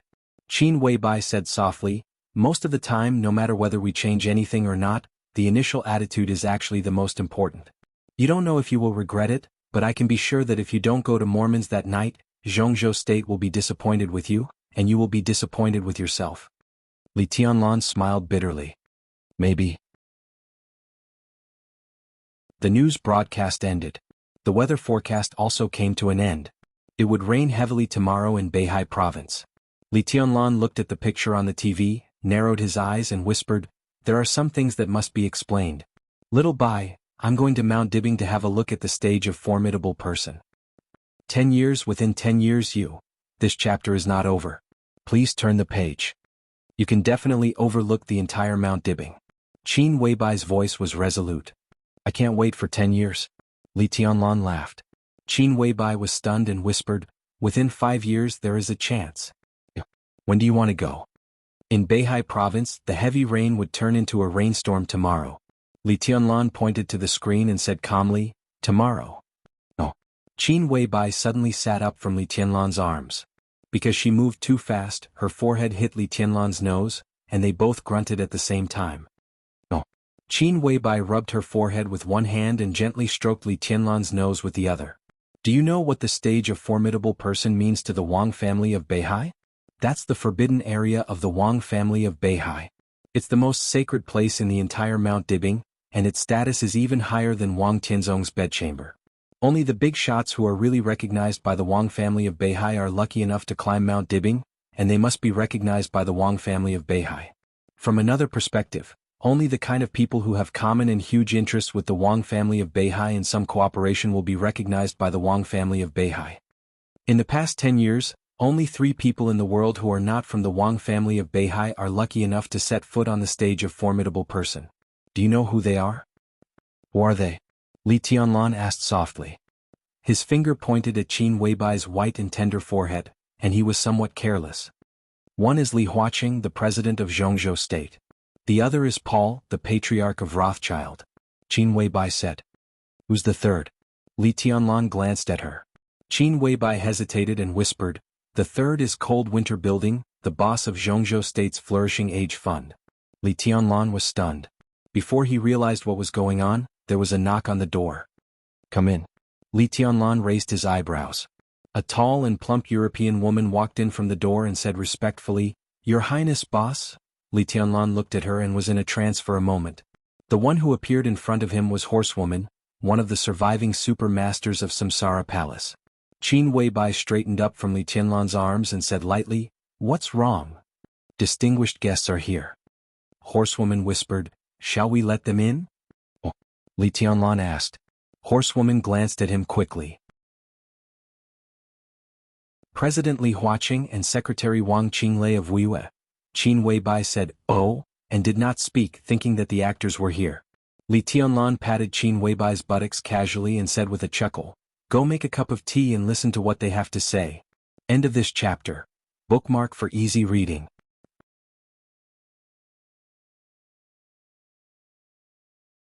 Chapter 616. In front of the antique, expensive and luxurious hall, Li Tianlan stood there, watching Li Huaqing and Wang Qinglei coming over, and made a gesture of welcome with a calm expression. However, Li Huaqing, who had just returned to Jianghu state from Eastern Europe, looked at that excessively young face and had countless emotions in his heart. He hadn't seen Li Tianlan for only a week. But this week was the week when the new and the old changed. The final day passed and the chaos came to an end. From the second he woke up, Li Tianlan's status had changed dramatically. Li Huaqing wasn't sure if Li Tianlan was aware of this. But facing this young man again, he was no longer relaxed.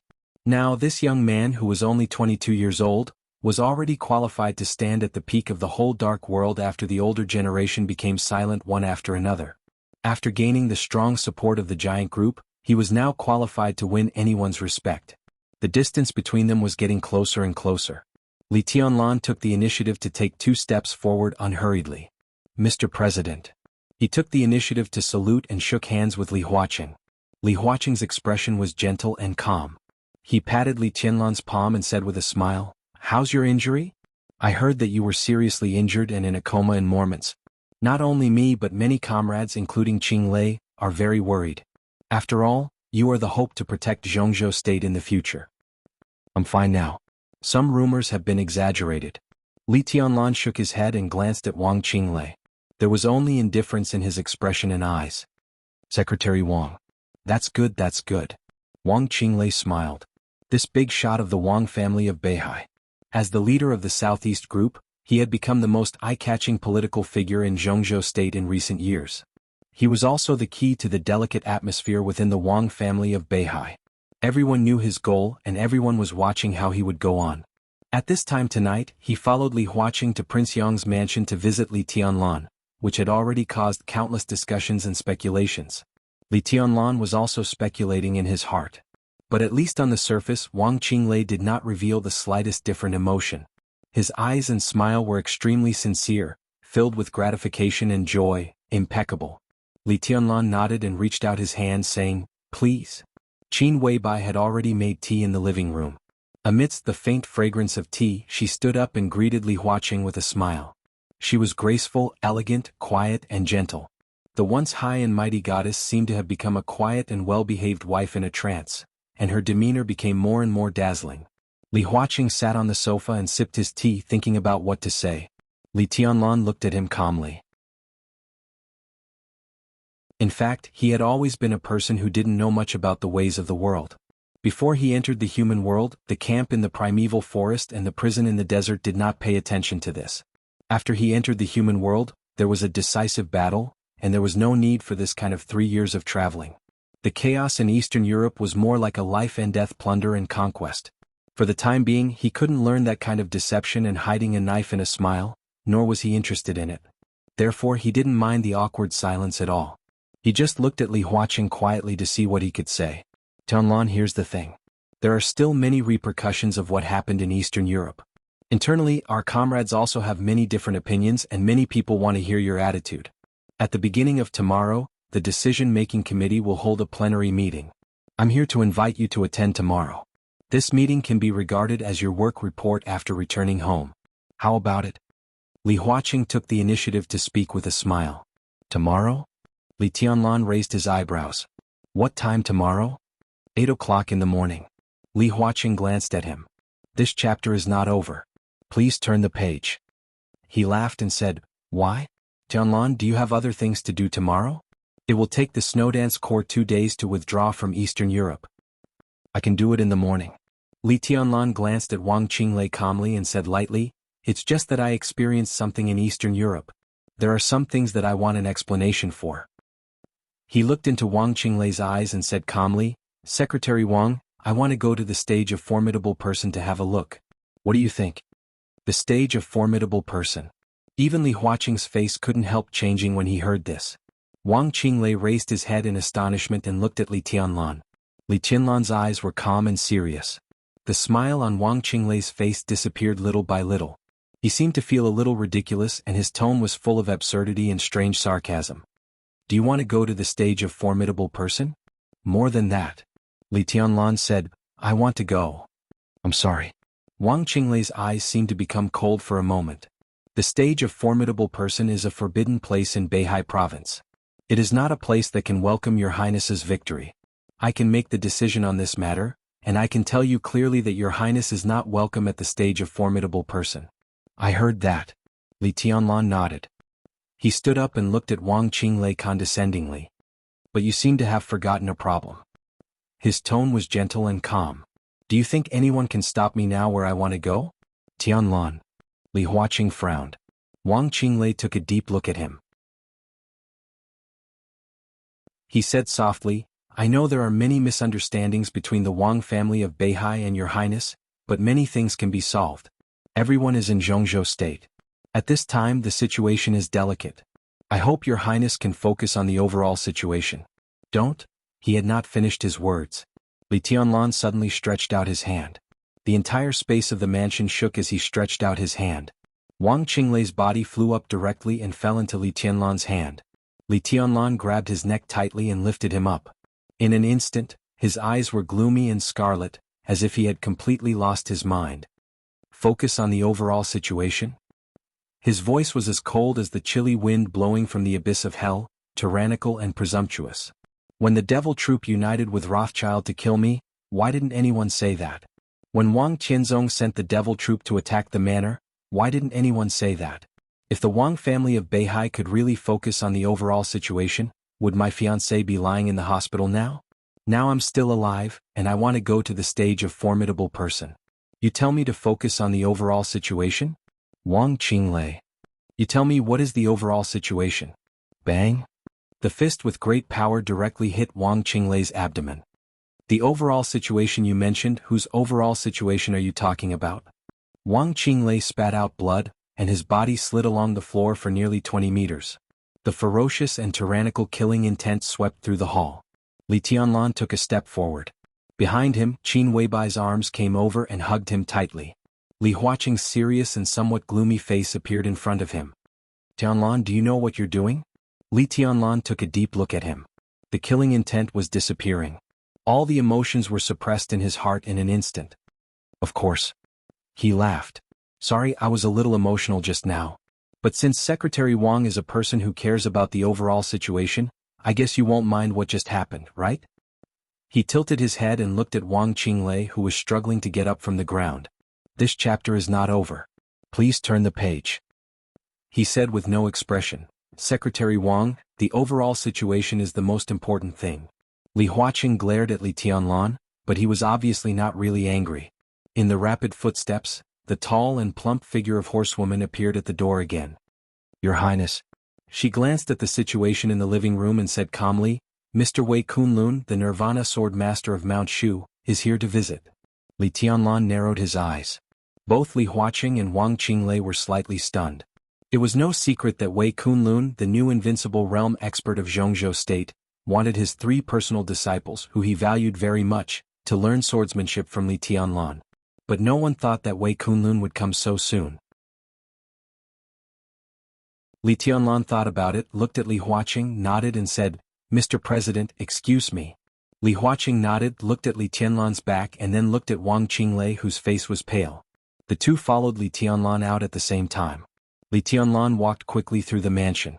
When he approached the gate of the mansion, Wei Kunlun had already walked in with 3 disciples.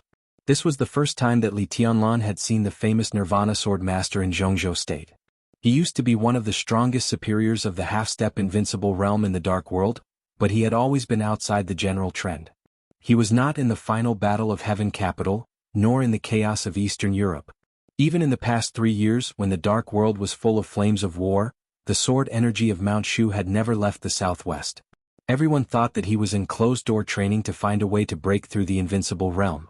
But no one expected that after he entered the invincible realm, the first thing he did was to visit Li Tianlan. Li Tianlan looked at Wei Kunlun in front of him seriously. Wei Kunlun was not old, between young and middle-aged, about 40 years old. His appearance and figure were not very outstanding, but his every move, subtle but vivid sword energy could be said to be everywhere. Li Tianlan frowned. He instinctively felt that the other party's sword energy was a little familiar, but he didn't know where he had felt it. Your Highness, you have heard about my purpose of coming here. My 3 useless disciples, if your Highness works hard, they may be able to take charge in the future. We are all acquaintances, so I don't have to beat around the bush. Let my 3 disciples join the East Emperor Palace and learn swordsmanship from your Highness. How about that? Li Tianlan glanced at the 3 people behind Wei Kunlun. 2 men and 1 woman. The female disciple was naturally Yi Huayu, the only one Li Tianlan was familiar with. As for the other 2, he had never seen them before. 3 people joined the East Emperor Palace? Li Tianlan raised his eyebrows, a little surprised. Your Highness, do you think it's too little? Wei Kunlun laughed loudly and said calmly and gently, from now on, the entire Mount Shu will join the East Emperor Palace. What do you think, Your Highness? He paused, looked at Li Tianlan and said with a smile, including me. Li Tianlan's heart suddenly jumped. This pie fell from the sky so suddenly that he was a little vigilant. He gradually raised his eyebrows, looked at Wei Kunlun and said calmly, Your Highness, what do you mean? It's boring. Wei Kunlun looked at Li Tianlan. We are on the same side. He stood in front of Li Tianlan and bowed slightly. His voice with sword energy instantly shrouded the whole mansion, clear as thunder. Wei Kunlun, the saint of the Samsara Palace? Wei Kunlun, the saint, Wei Kunlun, Kunlun? In the incessant voice, he lowered his body and said calmly, Greetings, Your Highness. End of this chapter. Bookmark for easier reading.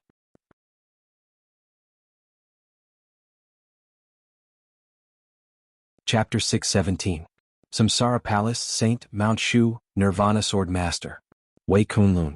This was the calmest attitude, enough to dispel everyone's doubts and speculations. Such a calm attitude was also like the most surging wave, fiercely washing the minds of countless people in Yuzhou. Saint was Wei Kunlun. In other words, from the moment Saint first appeared in the dark world, Mount Shu had already belonged to the Samsara Palace, and it was even the most important part of the Samsara Palace. Among the countless elites of the Samsara Palace, there might be swordsmen from Mount Shu. Everyone thought that Wei Kunlun imprisoned himself in Mount Shu in order to break through the invincible realm, but the truth was extremely ironic. Mount Shu had never been silent. The swords of Mount Shu had always been active in the highest place of the dark world, but in another identity. With the official demise of Samsara Palace, a large number of secrets did not disappear completely. Instead, they were being revealed bit by bit under the sky of the new era. Saint Wei Kunlun. Who could have thought of this? Who could have thought of the consequences when Mount Shu stood firmly behind Li Tianlan? Wang Qinglei, who followed Li Tianlan out, stiffened for a moment. The corners of his mouth twitched and he laughed at himself. In the past many years, with the collapse of the Li family, the Wang family of Beihai and Kunlun City had been firmly controlling the dark realm of Zhongzhou State, not allowing any dark force to take root in Zhongzhou State. What was the result? Mount Shu had always been a force of Samsara Palace. And in the vast Zhongzhou State, in addition to Mount Shu, who were the other forces of Samsara Palace? There was Li Honghe and Lin An. The old fox, who was best at planning and liked to set up the overall situation, had been quietly hiding in Zhongzhou State for more than 20 years. What tricks did he have? Wang Qinglei took a deep breath. Somehow there seemed to be an unstoppable force rising, unstoppable. Li Tianlan helped Wei Kunlun up. Amidst the shock, the #1 expert of Shushan was calm as usual. There was a smile in his eyes, and there was even a tinge of gratitude that could not be detected. From today on, I am Saint and also Wei Kunlun. If your Highness needs anything, just tell me. Mount Shu will do its best. Wei Kunlun's voice was calm and powerful. So it's you. The look in Li Tianlan's eyes was complicated. The combination of Saint and Wei Kunlun made him feel that everything was extremely illusory. Did you reveal your identity at this time because you broke through the invincible realm? It's the Palace Master's will. Wei Kunlun said, it's also the Palace Master's idea that Mount Shu joins the East Emperor Palace. Li Tianlan was silent for a while and said calmly, but the Palace Master left. Yeah, let's go. Wei Kunlun looked at Li Tianlan quietly, and a different emotion flashed through his eyes. Li Tianlan shook his head hard, reached out and said, let's talk inside. In the direction he pointed, Li Huaqing and Wang Qinglei slowly walked over. Mr. President? Wei Kunlun raised his eyebrows and glanced at Wang Qinglei. He asked in confusion, "What are you guys doing?" "It's nothing." Li Huaqing smiled and shook hands with Wei Kunlun. "Tianlan just woke up. I came to see him on behalf of my comrades. Since there's nothing else, I should go back." He looked at Li Tianlan and said, "There's a meeting tomorrow morning. Someone will send the contents of the meeting over later. Don't be late." Li Tianlan nodded and said yes. Li Huaqing walked to the door. Wang Qinglei followed behind. He hesitated for a moment, then turned around. Li Tianlan looked at him with gloomy eyes. It had only been a few minutes since the conflict between the two, but Li Tianlan had Mount Shu. Obviously he had a different power from before. He wanted to hear what Wang Qinglei would say. Still the same sentence. Wang Qinglei's voice was a little hoarse and weak. "Your Highness, please focus on the overall situation." Li Tianlan narrowed his eyes and said expressionlessly, "Get out." Wang Qinglei raised his head and took a deep look at him. Then he slowly turned around and left. With his identity he was humiliated. Instead of exploding, an inexplicable joy and smile flashed in his eyes at the moment he turned around. Li Tianlan looked at his back and didn't speak for a long time. Wei Kunlun stood beside him and watched all this. After a long time he whispered, "Your Highness, Mr. President's attitude needs to be carefully considered. It's a cooperation to begin with. How can there be so much intimacy?" Li Tianlan said quietly. "You saw it?" Wei Kunlun glanced at him. "It's a good show." Li Tianlan shook his head and turned to walk toward his residence. "Wang Qinglei performed well, but I didn't do anything when I punched him." Wei Kunlun laughed in a low voice. He didn't worry that Li Tianlan couldn't figure it out. It would be a problem sooner or later. However, Li Tianlan's current attitude clearly showed that he was very clear-headed and didn't get carried away by what happened to Dongqing Rushi. "He's provoking me," Li Tianlan said blandly. "The person who doesn't know the overall situation wants me to focus on the overall situation. He just wants me to break the current situation. I'll go to the stage of formidable person. Today he said that I should focus on the overall situation, which almost blocked my way out. Of course I don't need any way out. In the current situation I can go wherever I want." Wang Qinglei is also a person who doesn't care about the overall situation and stability. Wei Kunlun made a simple comment. Li Tianlan didn't speak. He couldn't determine Wang Tianzong's current specific state. But he could be sure that under the eternal sword light, even if Wang Tianzong had immortality, he would certainly not be better. He didn't die and Li Guangta didn't die, which also showed this. Such a situation was rare for Wang Qinglei. He wanted to seize power and control the Wang family of Beihai. In the case of Wang Tianzong's serious injury, the best way was to suppress his prestige and influence in the Wang family of Beihai. At present, nothing could suppress Wang Tianzong's prestige more than Li Tianlan stepping on the stage of formidable person. So Wang Qinglei said that he should focus on the overall situation, which was completely to provoke him to go to Mount Dibing. Li Tianlan didn't care about all this. Whether Wang Qinglei appeared or not tonight, it wouldn't affect his decision. Through the thousands of lights in Yuzhou, he couldn't see Beihai or the mountain in Beihai. But he would go there. He must go there. In the most above-board way. However, although this person doesn't care about the overall situation, his means have always been very clever. "Your Highness, if you want to go to Mount Dibing, how about I go with you?" Wei Kunlun continued. "No need." Li Tianlan shook his head. "They're just a group of clowns. The chaos in Eastern Europe, the eternal sword, Wang Tianzong. It seems that these things still can't make them understand a truth." Wei Kunlun looked at Li Tianlan. "What truth?" "The real power can fight against the whole world alone with one sword," Li Tianlan said. His voice was very light, but with a kind of vague spirit that could look down on the world. Wei Kunlun was silent for a while and looked at the three disciples behind him. "They can learn swordsmanship from your Highness. It may be the honor of the whole Mount Shu in the future." Li Tianlan turned to look at Wei Kunlun. "Your Highness, do you really want to join the East Emperor Palace?" he asked very seriously. "I'm not your Highness," Wei Kunlun said with a smile. "You are. As for the name of the East Emperor Palace, your Highness should consider changing it." Li Tianlan said yes.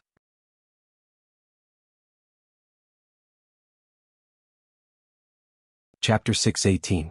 It was already September in Yuzhou. The early morning sun was already tinged with the hint of autumn. The maple leaves in the hidden dragon sea gradually changed color. The car passed through the clean and tidy road in the hidden Dragon Sea. Li Tianlan looked at the sky outside the window, his eyes as deep as endless clouds. This was not his first time coming to the hidden Dragon Sea. However, this was his first time attending a meeting in the hidden Dragon Sea. There was no Dongqing Wudi, no Wei Kunlun, no one around him. It had been almost 4 years since he had entered the world, and he alone was qualified to step into that meeting room. The car moved forward slowly. The morning breeze blew past, and the surface of the hidden ocean rippled. Last night, the contents of the meeting had been formed into a document and transmitted to Prince Yang's mansion, as well as the hands of every member of parliament. In fact, the work direction of Jianghu state in September had been determined at yesterday's meeting. Today's meeting, strictly speaking, was only about one thing, summarizing Jianghu state's gains and losses in Eastern Europe this time. Li Tianlan casually flipped through the information in his hand, thinking about the rumors that were not really rumors, and was lost in thought. "Your Highness, we've arrived." The young but calm driver stopped the car and reminded them. Li Tianlan looked up. In his line of sight was an ancient-looking but extremely dignified hall. The national emblem and the red star flag fluttered solemnly in the wind. Li Tianlan looked at this scene with a strange look in his eyes. At this moment, no one knew what he was thinking. People were coming and going in front of the main hall. Members of parliament who held great power in Jianghu state appeared here one after another. The secretary and the chauffeur were busy. Sitting in the car, Li Tianlan smoked a cigarette and casually threw the butt out. Patting the driver's seat, he whispered, "Go back. Don't wait for me. I'll go back myself." The driver hesitated for a moment, nodded, reversed the car, and left the hidden Dragon Sea. Li Tianlan stood under a maple tree and looked at the blue sky above his head. The warm autumn sun cast spots of light on the treetops. The light and shadows fell on him, making him look like a statue. Li Tianlan looked at it and was silent for a long time. "What is your Highness thinking about?" A warm and indifferent voice suddenly sounded. Li Tianlan turned his head and took a look. In his line of sight, a middle-aged man wearing the same military uniform as him with the rank of a marshal was standing beside him, smiling calmly.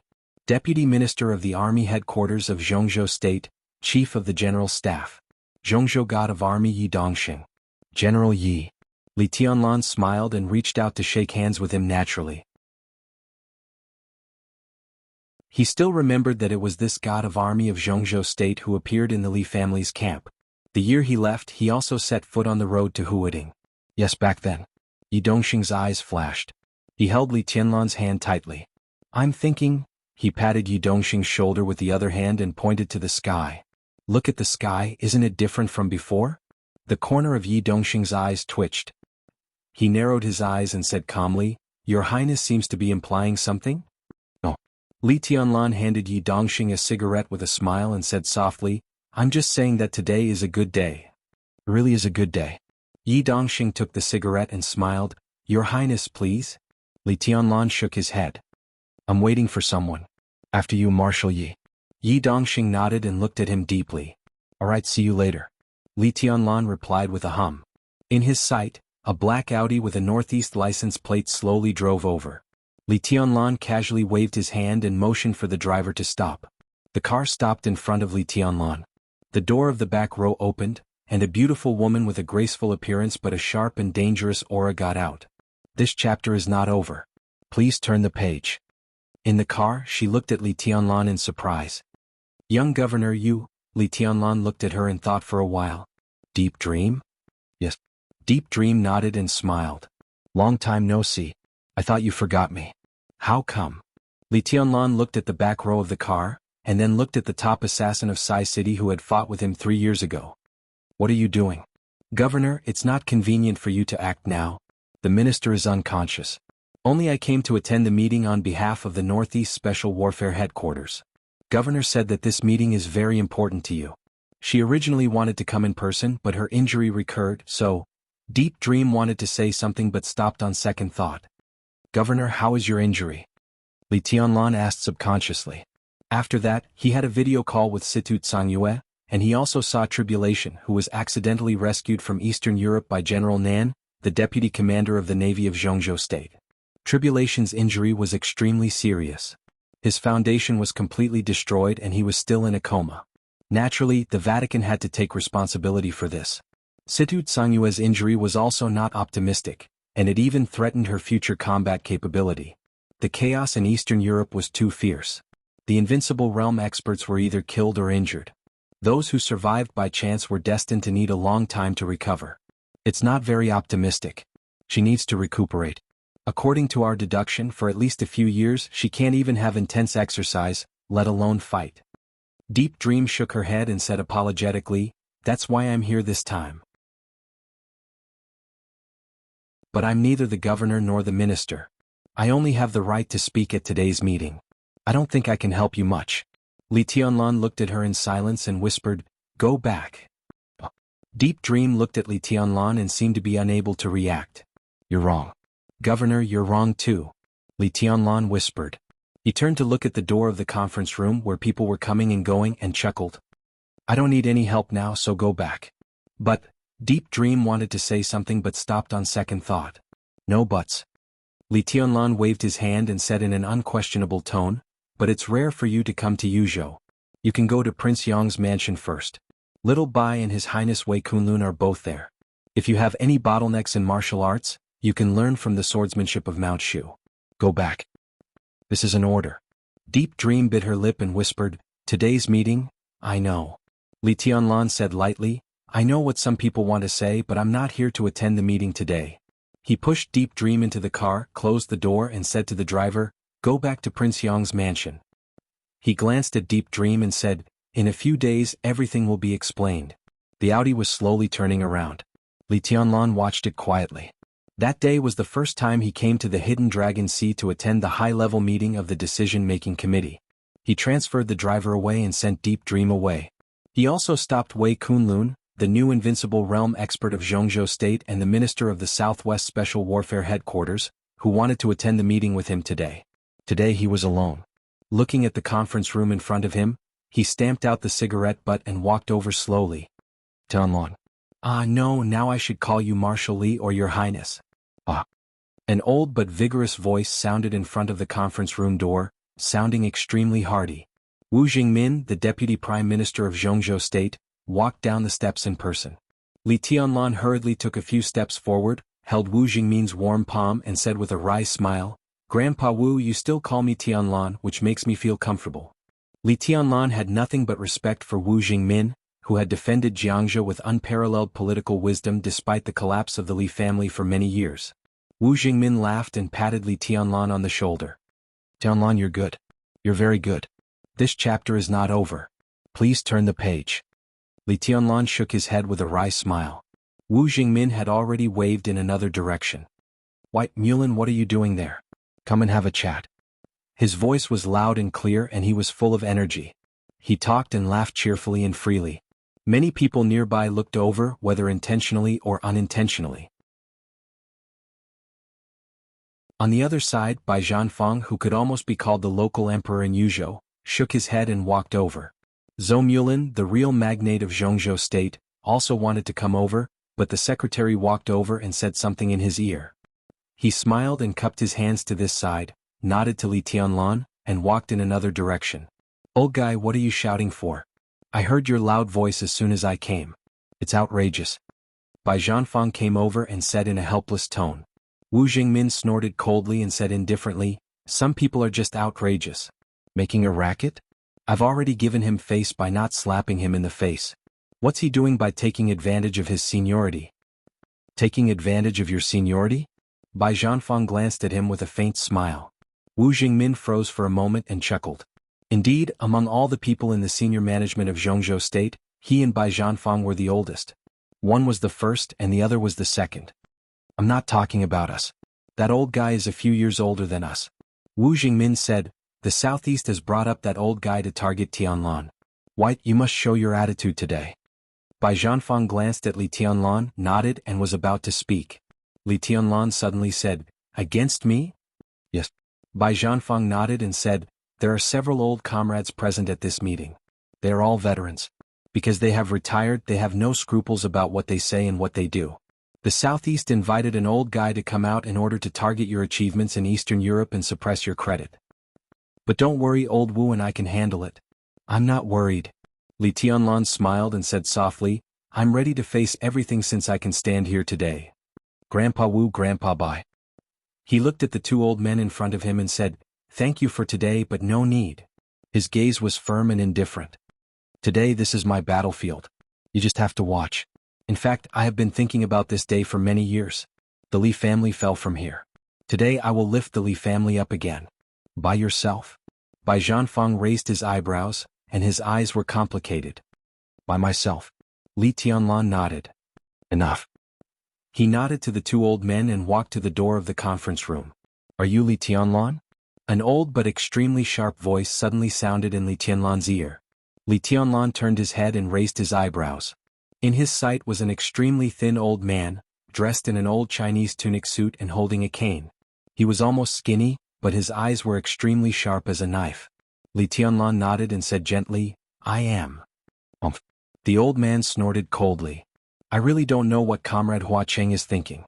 Does a young boy deserve to attend the high-level meeting of Jianghu State? It's nonsense." The old man raised his cane and almost pointed it at Li Tianlan's face. "Look at you. Ask yourself, do you deserve the rank of marshal? Do you deserve it?" The old man's voice was sharp and loud. In an instant, almost everyone's eyes were focused on him and Li Tianlan. Li Tianlan smiled softly, still gentle and calm. But in this calmness, Bai Zhanfeng and Wu Jingmin clearly saw the fighting spirit and madness in his eyes. "Who can tell me?" Li Tianlan looked around and smiled slowly. He pointed at the old man in front of him and asked, "What is this old man?" End of this chapter. Bookmark for easy reading.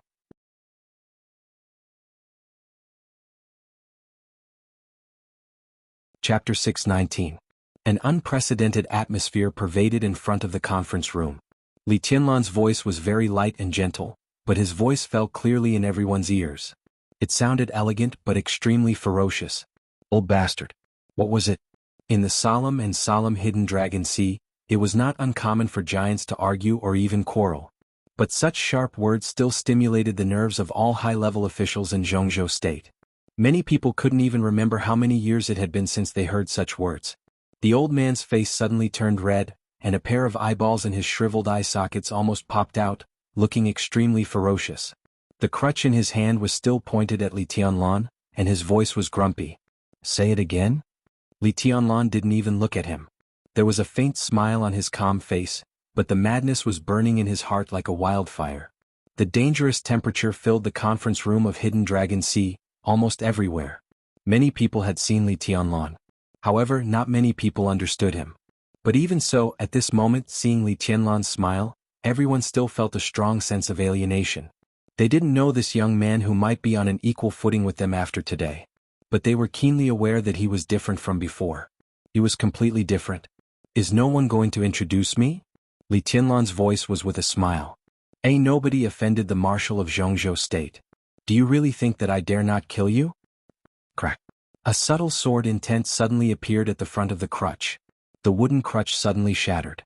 The sword energy condensed. Before it was about to envelop the old man, a hand gently supported the old man and took him a step back. Bang. In the dull sound, the floor where the old man had been standing was completely shattered.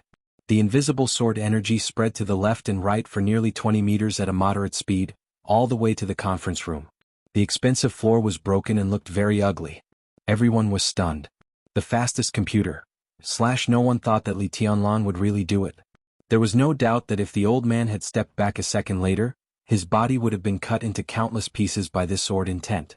Since the founding of Jianghu State, this place might have been stained with blood, but no one died. This was something that had never happened before. Everyone was looking at Li Tianlan. Li Tianlan's expression was calm and lazy, and the faint smile on his face became more and more indifferent. But behind the indifference, the trace of madness began to become more and more obvious. "Your Highness, why are you so angry?" Yi Dongxing stood beside the old man and looked at Li Tianlan.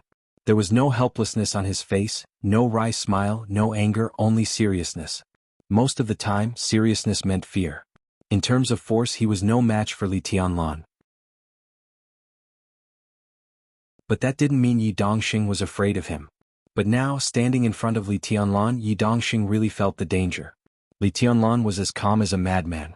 Li Tianlan stared at Yi Dongxing quietly. After a long time, he touched his nose and smiled. "Marshal Yi, can you introduce me?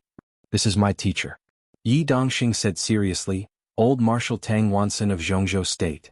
Li Tianlan tilted his head, looked at the old man and said, "Oh." He was no stranger to the name Tang Wanson. The Tang family was originally a big family in Yuzhou.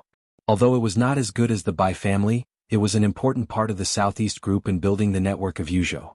Tang Wanson was a member of Jianghu State more than 20 years ago and the deputy minister of the army headquarters. His position was roughly the same as Yi Dongxing's today. He had a hot temper and even contradicted Li Honghe in public. That was when the Li family and the Wang family of Beihai were close. In his era, he could indeed be regarded as a big shot whose words carried weight. Li Tianlan smiled. An old guy who has retired for more than a decade? Where on earth does he get the courage to question whether I deserve the rank of marshal? His eyes moved from Tang Wanson to Yi Dongxing. I'll keep this in mind. At that moment, countless surging malice and killing intent in the air hit Yi Dongxing in the face without disguise. Yi Dongxing could hardly breathe. Li Tianlan turned around and nodded to several members of parliament beside him, then walked into the conference room.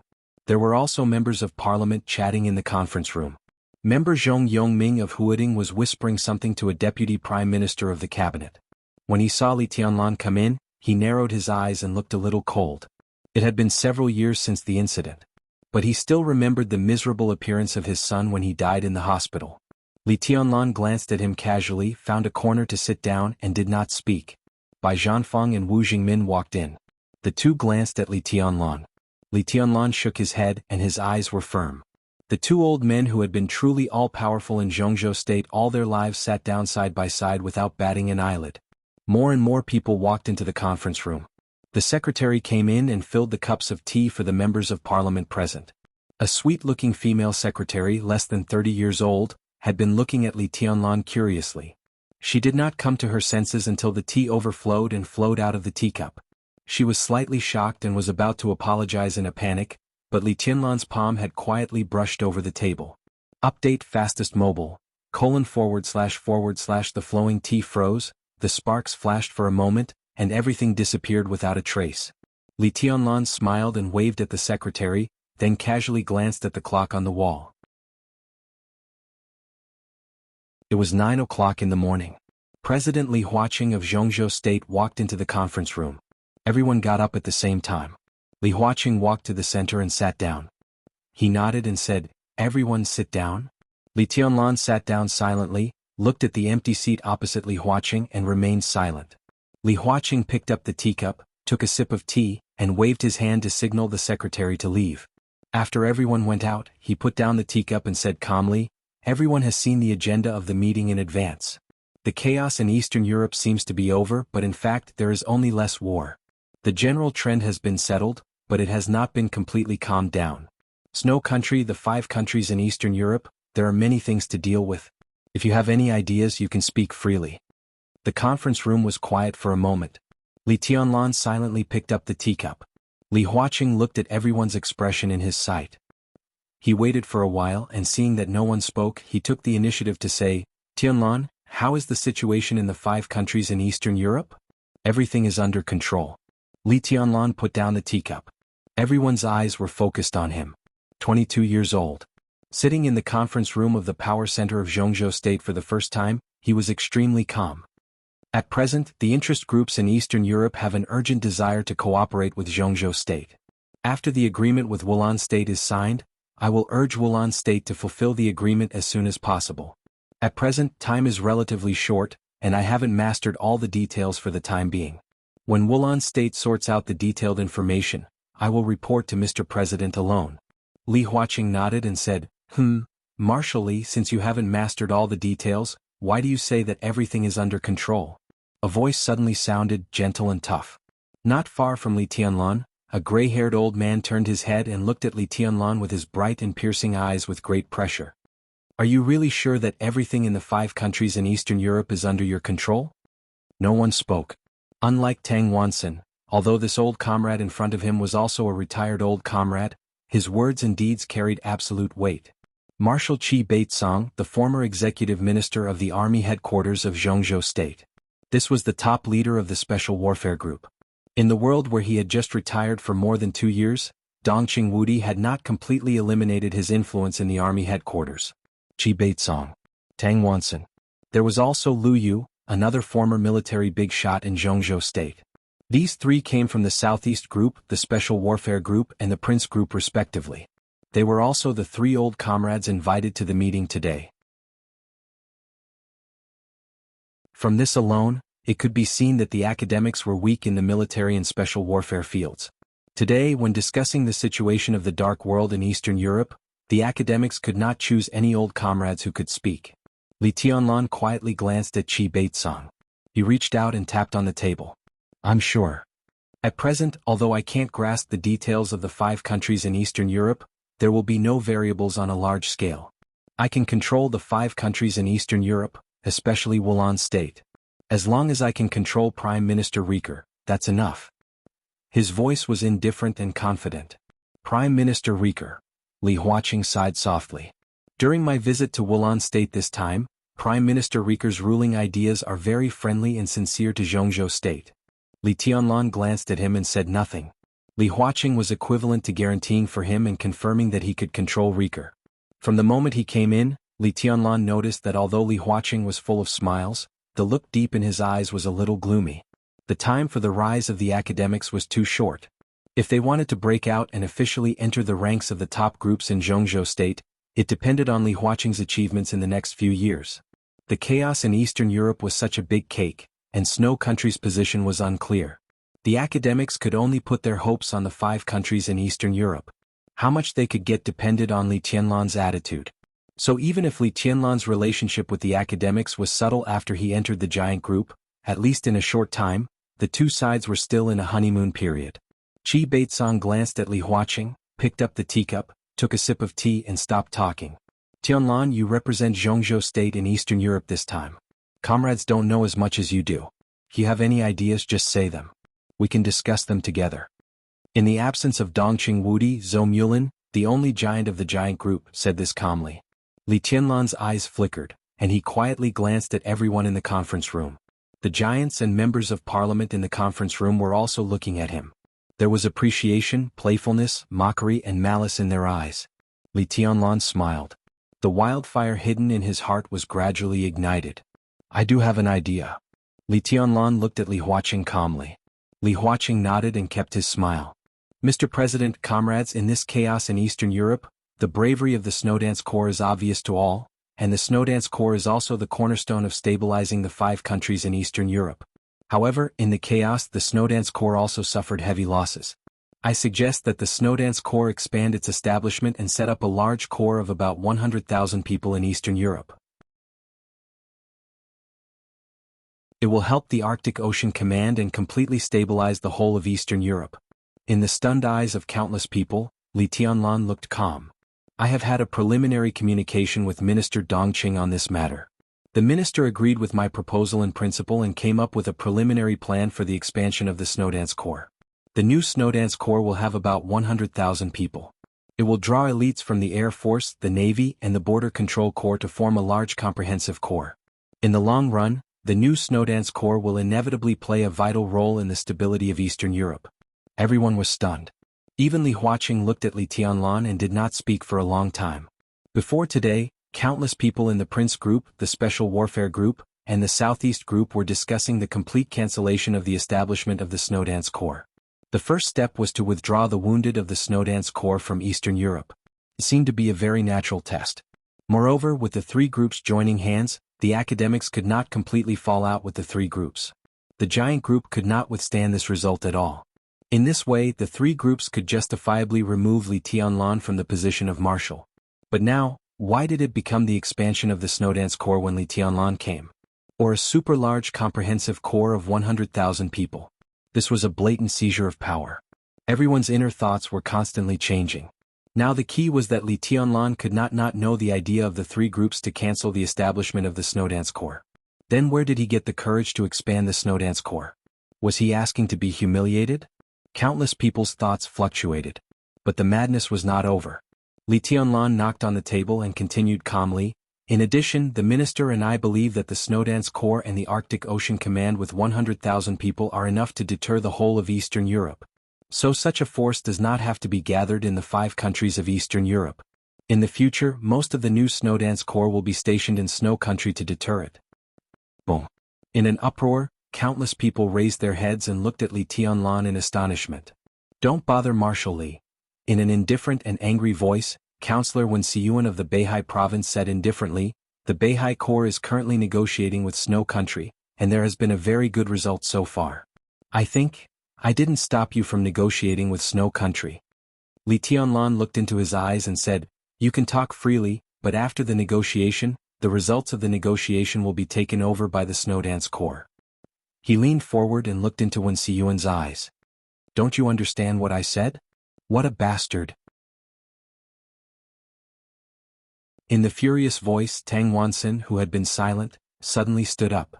Comrades, this is a blatant seizure of power. The Snowdance Corps is a special warfare battalion. How can it expand to 100,000 people? It's completely nonsense.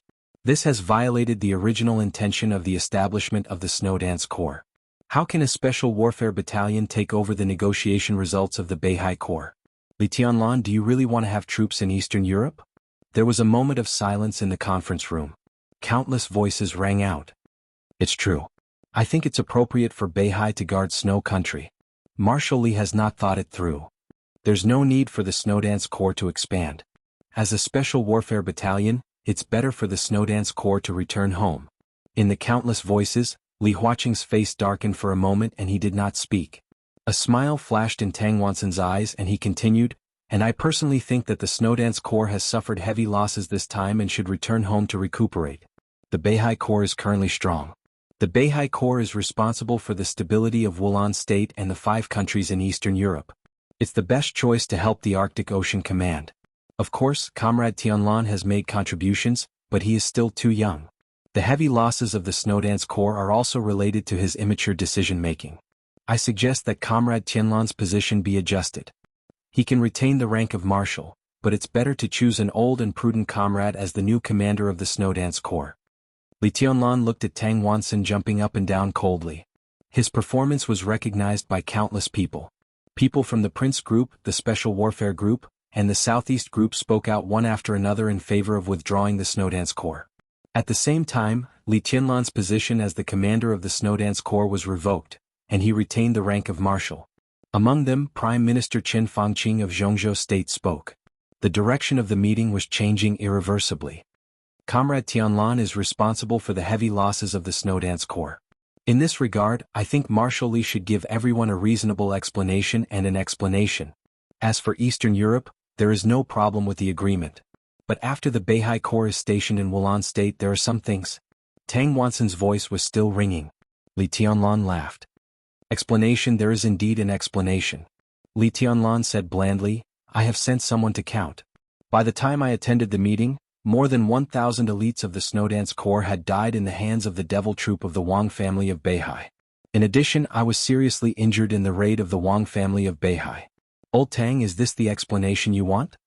Everyone's heart suddenly trembled. Li Tianlan's words were clearly saying that the Wang family of Beihai was in the way of the chaos in Eastern Europe. No matter whether this was true or not, it was not good to say it out. Besides, Tang Wansen glanced at Li Tianlan with a smile, without any panic. His old face was twisted like a chrysanthemum. The Wang family of Beihai? The devil troop? He said with a smile, Marshal Li is still too young, so you are deceived by some rumors from the outside world. I have served in Beihai and Jianghu State for many years, but I have never heard of the devil troop. Marshal Li said that the devil troop belongs to the Wang family of Beihai. Do you have any evidence? His smile disappeared and he said fiercely, you must produce evidence today. In the chaos in Eastern Europe, the Sword Emperor turned the tide on his own. If it weren't for him, Snow Country and Wulan State would have nothing to do with Jianghu State today. Now the Wang family of Beihai is about to take over Snow Country and Wulan State, but you are here to slander the devil troop and try to erase the credit of Beihai. It's outrageous. Today? Li Tianlan raised his eyebrows. I really can't produce evidence today. He nodded and looked at the audience. But there are some things, including the Snowdance Corps and many other things, that the Wang family of Beihai must give me an explanation. He glanced at every big shot of the Southeast Group and said coldly, after the meeting, I will go to Beihai Province and Mount Dibing. On the stage of formidable person of Mount Dibing, I will ask for an explanation from Wang Tianzong face to face. The warm atmosphere in the conference room suddenly became dead silent. Go to Mount Dibing, go to the stage of formidable person, and ask for an explanation from Wang Tianzong. That touch of madness completely broke out, with a raging fire burning wildly. Tang Wansen was stunned for a long time. He stared into Li Tianlan's eyes and said word by word, "How dare you go to Mount Dibing? Mount Dibing is also in Jianghu state. Why can't I go there?" Li Tianlan's voice was cold, and his killing intent was undisguised. "You slandered the Wang family of Beihai, and you still dare to go to Mount Dibing." Tang Wansen was as fierce as an old dog. "Slander?" Li Tianlan laughed wildly. "You can say that this is slander and I can think that you are ignorant. After all, your surname is not Wang. But when I stand on Mount Dibing, I will kill anyone from the Wang family of Beihai who dares to say that this is slander." Tang Wansen suddenly became furious. He stretched out his hand and almost pointed at Li Tianlan's nose and scolded, "You little bastard who doesn't care about the overall situation. How dare you go to Mount Dibing to kill people? Even your grandfather didn't dare. Do you know what you are doing? Do you know what the overall situation is?" Li Tianlan looked at him coldly and said seriously and calmly, "What is the overall situation? Ignorant, bastard, arrogant. This kind of person who doesn't care about the overall situation shouldn't be here. Get out. Get out. Get out now. I suggest that Li Tianlan be removed from all positions immediately. This bastard is destined to commit treason like Li Guangtu. Jianghu state can't tolerate such a scourge. Li Guangtu is sanctimonious. What did he hand in? Bullshit." Tang Wansen's angry roar, which almost lost his mind, shook the whole conference room. Li Tianlan looked at him and his eyes became deeper and calmer. He looked at the twisted face and asked again, "What is the overall situation?" Marshal Li is really too impulsive. Yi Dongxing stood up and said calmly, "There is no devil troop in the Wang family of Beihai. If you want to explain, we can negotiate with the Wang family of Beihai. You go to Mount Dibing, which is ignoring the overall situation. At least the reason you said is not enough for you to desecrate the forbidden area of Mount Dibing." Li Tianlan said, "Oh," and asked, "Desecrate?" Yi Dongxing did not speak. On the stage of formidable person, Yi Dongxing's name did not appear on that stone. But the names of countless elders and ancestors of the Yi family were on that stone. The names of the Wang family of Beihai, the southeast group, countless people who did not have the surname Wang, their ancestors and elders were also engraved on the stone of formidable person. At that time, hundreds of years of glory had been accumulated. His eyes were extremely firm. "You mean my reason is not enough?" Li Tianlan looked at Yi Dongxing and asked. "Yes, it's not enough." Yi Dongxing's voice became more and more firm.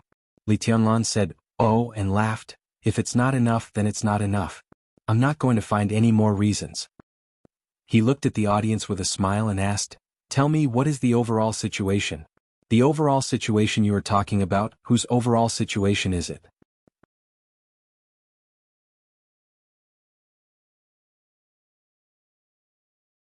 Chapter 620. No one could answer his question. What was the big picture? This had always been a simple yet complicated question.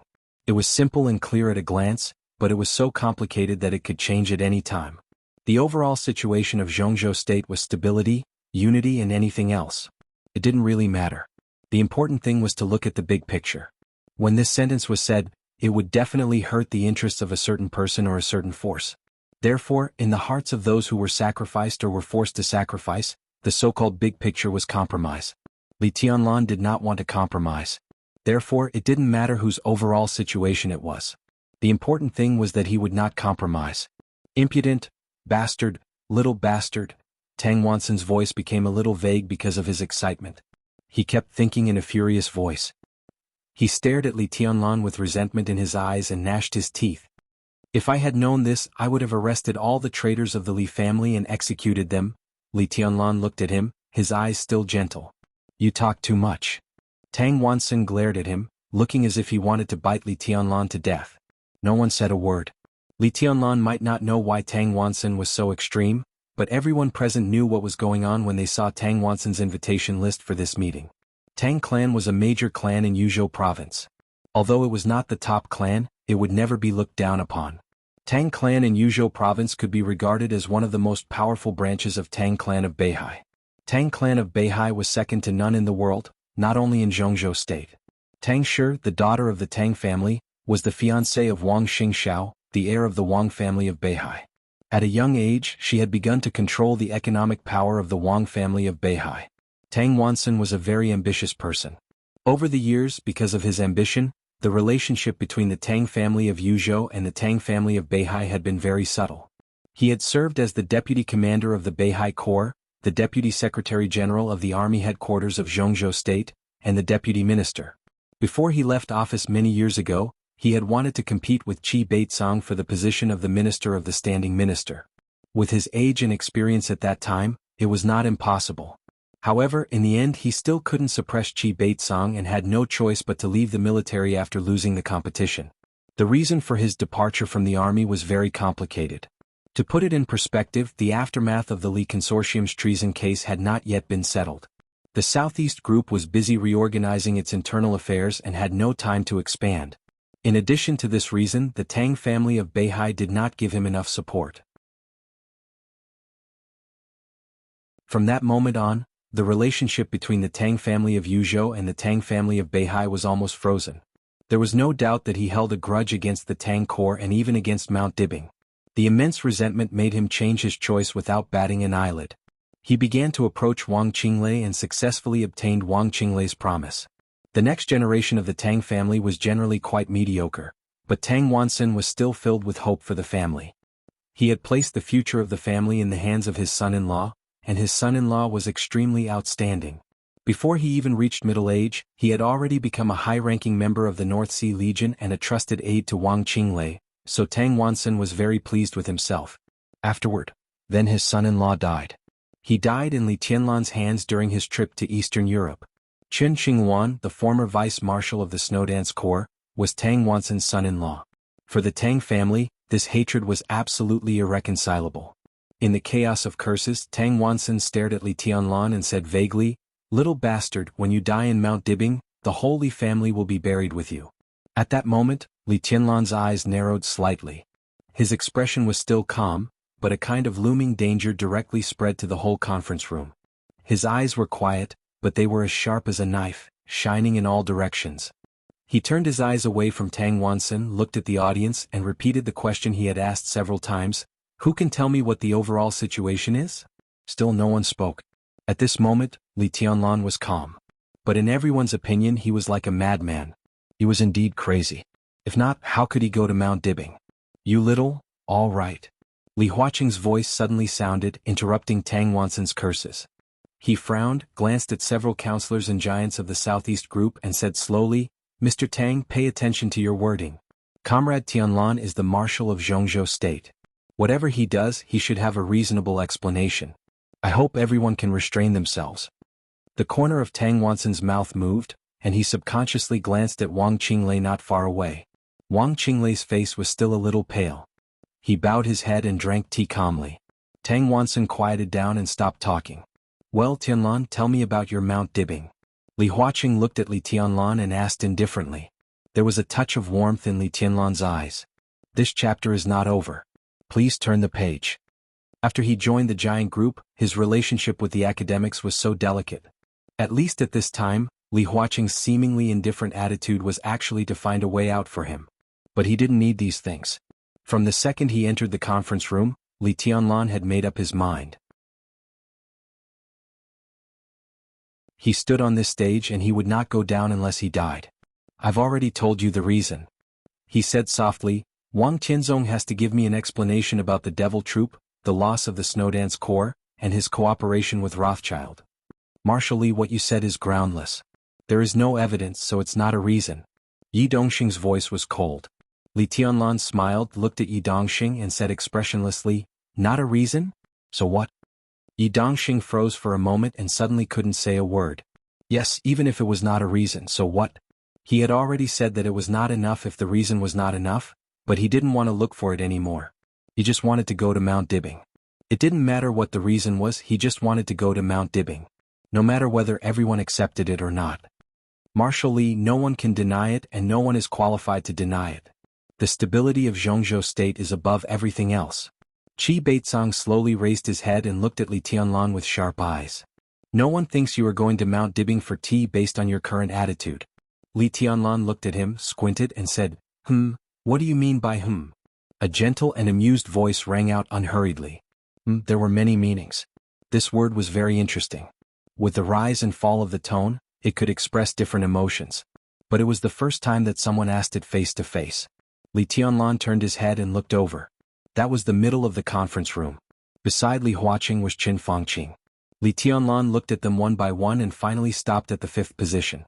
Jianghu State Council, Minister Ji Wenzhang of the Ministry of Supervision looked at him with a smile and waited for his answer. Li Tianlan twitched the corner of his mouth. The Southeast group used to be very big and so did the Li family. Li Honghe used to have high standards. At that time, among the camp of the Li family in the Southeast group, Li Honghe was most optimistic about two people in the political circle. One was Wu Jingmin, and the other was Ji Wenzhang.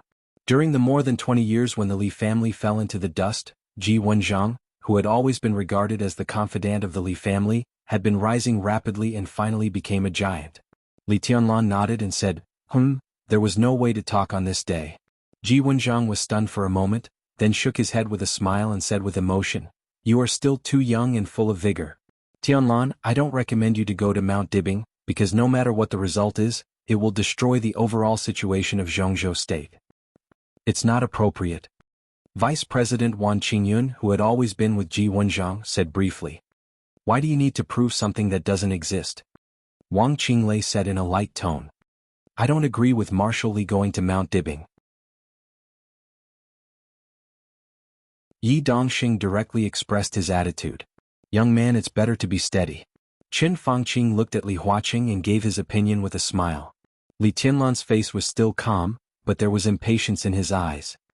I'm here to attend the meeting today, not to ask for your opinions. You can express your opinions and you can also consider whether I'm qualified to continue to be the marshal. It doesn't matter. Li Tianlan put his hands on the table and looked at everyone present. It has nothing to do with you if I go to Mount Dibing, and it has nothing to do with whether I'm a marshal or not. I'm the palace lord of Emperor Dong's palace, and I'm using this identity to ask Wang Tianzong for an explanation. There was a sudden silence. Tang Wanxin, who had been quiet for a while, suddenly stood up and screamed, Treason! This is treason. Damn Emperor Dong's palace, execute him, this damn little bastard, I propose a vote. Enough. Li Huaqing suddenly pounded the table and stood up. He glared at Li Tianlan, then at Tang Wanxin and remained silent for a long time.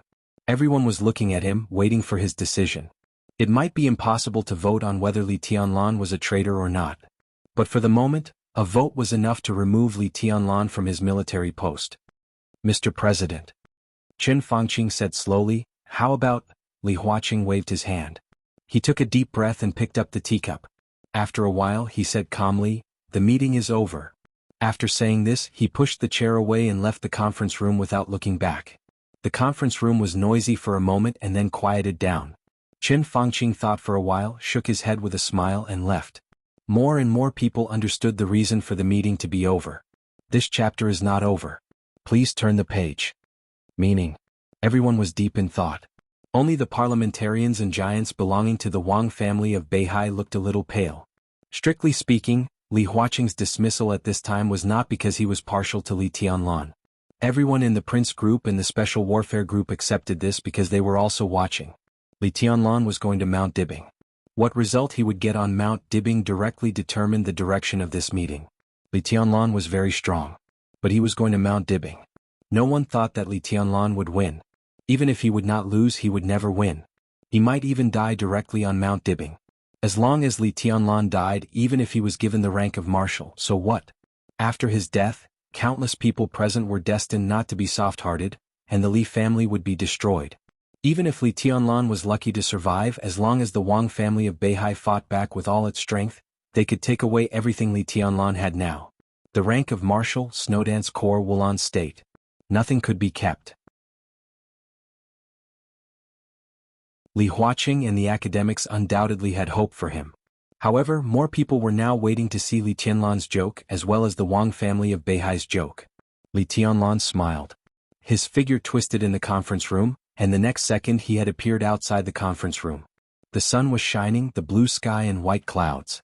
Autumn came down. The heat of late summer had brought the coolness of early autumn. Li Tianlan walked forward alone. Blue water, blue sky, green trees and grass. Everything was so beautiful. On this day at this moment he finally carried the Li family on his shoulders. This was his Li family. The gate of the hidden dragon sea was right in front of him. Li Tianlan looked quietly in the direction of Prince Yang's mansion. Under the sun he stretched out his palm. There was a sudden buzz in the bedroom of Prince Yang's mansion. The huge sword box that had been placed on Li Tianlan's bedside completely exploded. The dark Xinyuan sword rose into the air. The sun, moon and stars had dimmed. But the huge dark sword was still full of unparalleled majesty. A faint and somewhat unclear feeling of elation filled the room. The huge sword shook violently. In the clear sound of breaking, the bright glass was broken into powder. The dark giant sword passed through the whole mansion in an instant. This was a sword that had consumed all the sword energy but still had a soul. It returned to nothingness in the void, tearing the space like a transparent flowing light. In the living room of the mansion, Qin Weibai stood in front of the huge French window and watched the scene in a daze. She really didn't know martial arts, so she couldn't feel the sword energy or see the transparent flowing light. But the moment the sword box was broken, the whole manor was filled with an indescribable coldness. That feeling of coldness was getting farther and farther away. Qin Weibai was silent for a while and whispered, "He has set off. Are you sure I don't need to go?" Wei Kunlun sat on the sofa and said without looking up, "I'm not sure." Qin Weibai shook her head. "But he won't let you go.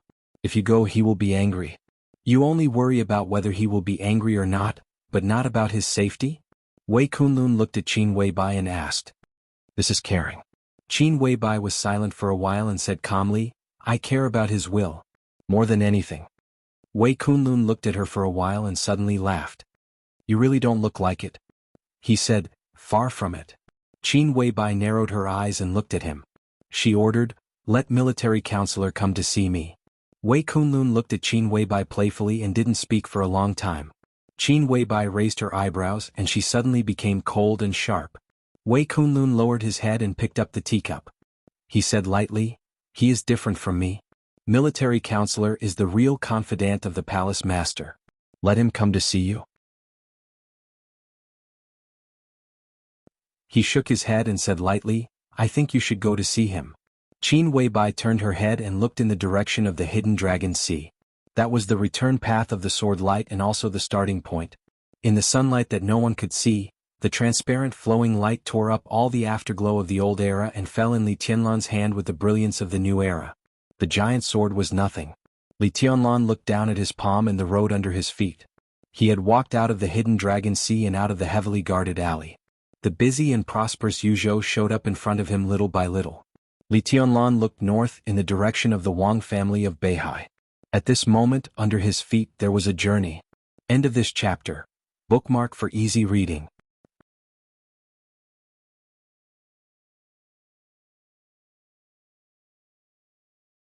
Chapter 621.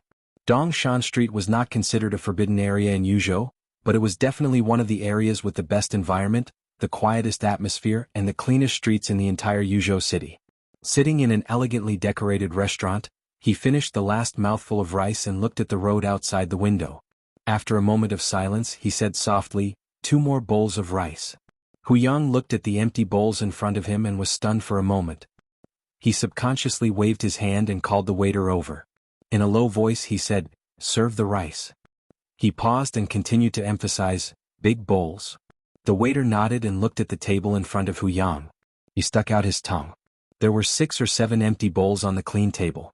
The dishes were full. Of the 8 dishes, other than the vegetable dish that could be seen to be stir-fried bamboo shoots, the other dishes were almost completely eaten. Hu Yang carefully sat down with a pot of tea.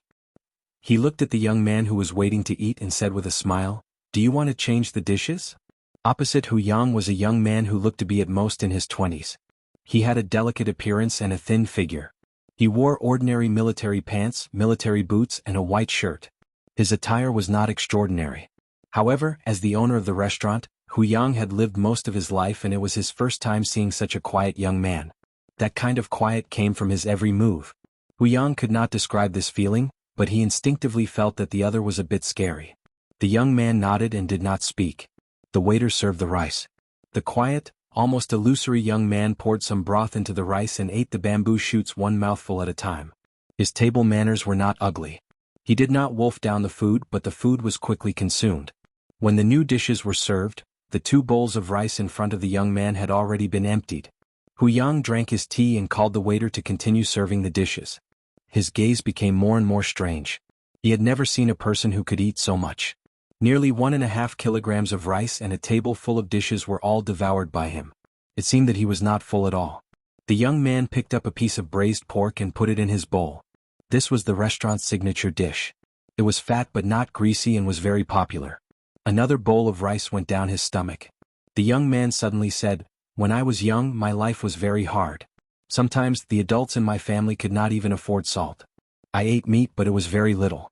Because of the lack of salt, I could only use some other ingredients so it tasted very bitter." Hu Yang was stunned. He smiled politely and did not know what to say. "Although it's a little bitter, it's still very delicious. Have you ever eaten rice cooked with moldy rice?" The young man thought for a moment and said, "The rice soup is black and stinky. It's disgusting. Compared to the rice here, it's like heaven and earth." Hu Yang poured a cup of tea for himself and said softly, "Now the bitterness is finally over and the sweetness is here, right?" "Not really." The young man was silent for a while. "Now I can eat meat and I can let the adults in my family eat meat, but people's hearts are not satisfied. I want them to live better. Do you think that's wrong?" "That's right," Hu Yang said. The young man grunted in acknowledgement and silently ate his rice for the whole night. He said lightly, "It's just that most of them are gone now." The atmosphere was somewhat stifling. Hu Yang forced a smile and said softly, "Want some wine?" The young man shook his head. "Continue serving the rice." Bowl after bowl of rice was served and the bowls became empty. The new dishes on the table gradually decreased. The young man, who ate more than 5 kilograms of rice in one breath, finally put down his bowl and chopsticks with satisfaction and said softly, "It tastes good." Hu Yang smiled and poured a cup of tea and handed it over. The young man picked up the teacup and suddenly smiled. "What I'm most satisfied with is that there's no poison in the food. I like it very much." Hu Yang's hand suddenly froze and his face was a little pale. "I don't know what you mean, sir." "You don't know me?" The young man said softly in a soft voice, "On this street, those who don't know me will die." There seemed to be something sharp fluctuating in the space. The hand holding the teapot was trembling slightly. Hu Yang smiled bitterly. "Greetings, Your Highness," he said softly. The young man nodded and pointed outside the window. "I also want to have a whole street in Yuzhou and an excellent chef like you. What do you think? Good?" "Very good," Hu Yang stammered. The young man grunted, but he didn't ask anything for no reason. He just said lightly, "Another pot of tea." Hu Yang quickly retreated and ran back quickly. He put the teapot in front of the young man and hesitated to say anything. "I didn't come here for you." The young man said slowly, "I just heard that there's a street here that completely belongs to the Wang family of Beihai, so I came to have a look. I'm not interested in your information transmission." Hu Yang wiped the sweat on his head, and his body trembled slightly. This was Dongshan Street. At the end of Dongshan Street was Dongshan Park. The street and the park were the property of the Wang family of Beihai. Every inch of land, every shop and every person on the street belonged to the Wang family of Beihai. Sometimes it could almost be said to be the headquarters of the Southeast Group. All the current members of the Southeast Group, as well as the old comrades who had retired from the Southeast Group, lived in Dongshan Park. As soon as the calm young man in front of him appeared here, Hu Yang had already reported the information. But until now he didn't know what the young man was doing here. "This is a starting point." The young man said softly, "Of course I can wait for a few people here." Hu Yang's heart sank slightly for no reason. A majestic and solemn black car with a red flag drove through the street outside the window. The young man looked at it quietly. He put down the teacup and said softly, "The tea is good." Hu Yang opened his mouth and just wanted to say something. The space in front of him seemed to be twisted, and the young man had disappeared in front of him. Tang Wanson's irritable mood gradually calmed down until he was close to his home. The meeting in the morning ended abruptly. He was undoubtedly the most unwilling one. After the meeting, he, Yi Dongxing, Wang Qinglei, and all the big shots of the Southeast Group had a deep exchange of opinions. It was not until near noon that he returned to the Tang family in Dongshan Park. "Senior Tang, there's no need to be angry. Li Tianlan's matter has put Mount Dibbing in a difficult position. Now it's a good thing. Since he dared to go up the mountain to court death, it's just a good thing. If he dies on Mount Dibbing, no one can say anything." In the back row of the spacious carriage, a middle-aged man with a scar on his face said with a sneer. He was an expert from the Wang family of Beihai. On the issue of Li Tianlan, the Southeast group had decided to fully support Tang Wansen and let him, the old comrade, take the lead to suppress Li Tianlan. Tang Wansen agreed, so the Wang family of Beihai naturally had to give him full protection.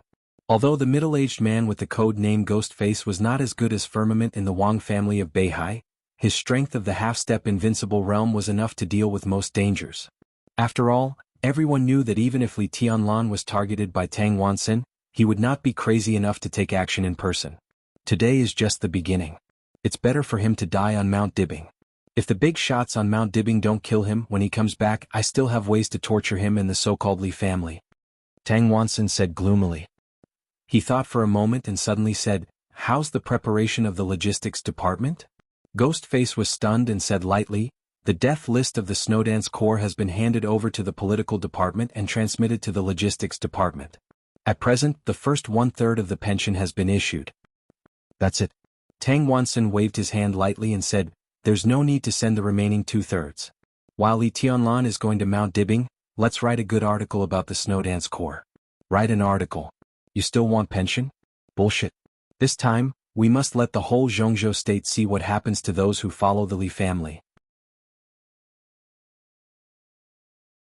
The car drove into Dongshan Park. Ghostface did not speak. His body tensed up and he looked ahead with a dignified face. Tang Wansen was stunned. The car was moving forward. A large modern villa was getting closer and closer in front. The car window gradually covered the top floor of the villa. A faintly discernible figure seemed to be sitting there. Li Tianlan. Ghostface's facial muscles twitched, and he said word by word in a deep voice. Tang Wansen was stunned and then grinned. "That little bastard dares to come here? Stop the car." He said angrily, "I'd like to see what he wants to say to me." The car stopped. Ghostface and Tang Wansen got out of the car at the same time. The noon sun was still hot even in early autumn. The scorching temperature fell from the sky. On the top floor of the villa, Li Tianlan sat quietly and smoked. Seeing Tang Wansen and Ghostface get out of the car, he raised his eyebrows slightly. "How dare you come here?" Tang Wansen looked up and stared at Li Tianlan. His tone was full of rage. Li Tianlan took a drag on his cigarette and looked at Tang Wansen. His voice was gentle. "Senior Tang, you haven't answered my question yet." "What question?" Tang Wansen frowned and his anger grew stronger. "Get out of here. Can any stray dog climb up to the roof of my Tang family? Li Tianlan, if you don't get out of here, I promise to make you pay a heavy price that you don't want to accept." "Ha!" Li Tianlan stood up with a smile and looked at Tang Wansen and Ghostface condescendingly. "It seems that you still don't understand," he said softly and took out the cigarette butt. The nervous guard was beside Tang Wansen. The face of Ghostface beside him changed dramatically. "Senior Tang, be careful." The cigarette butt fell in the air with a soothing trace. The flame flickered in the air and instantly became a raging fire all over the sky. Li Tianlan moved forward. 1 step, 2 steps. His figure walked across the roof, faster and faster. The whole villa was shaking under his feet. In the loud roar, the top floor of the villa collapsed directly. In the smoke and dust all over the sky, his figure had directly swooped down like a goshawk. The flames were burning in the rising smoke and dust. Under the sun, Ghostface roared.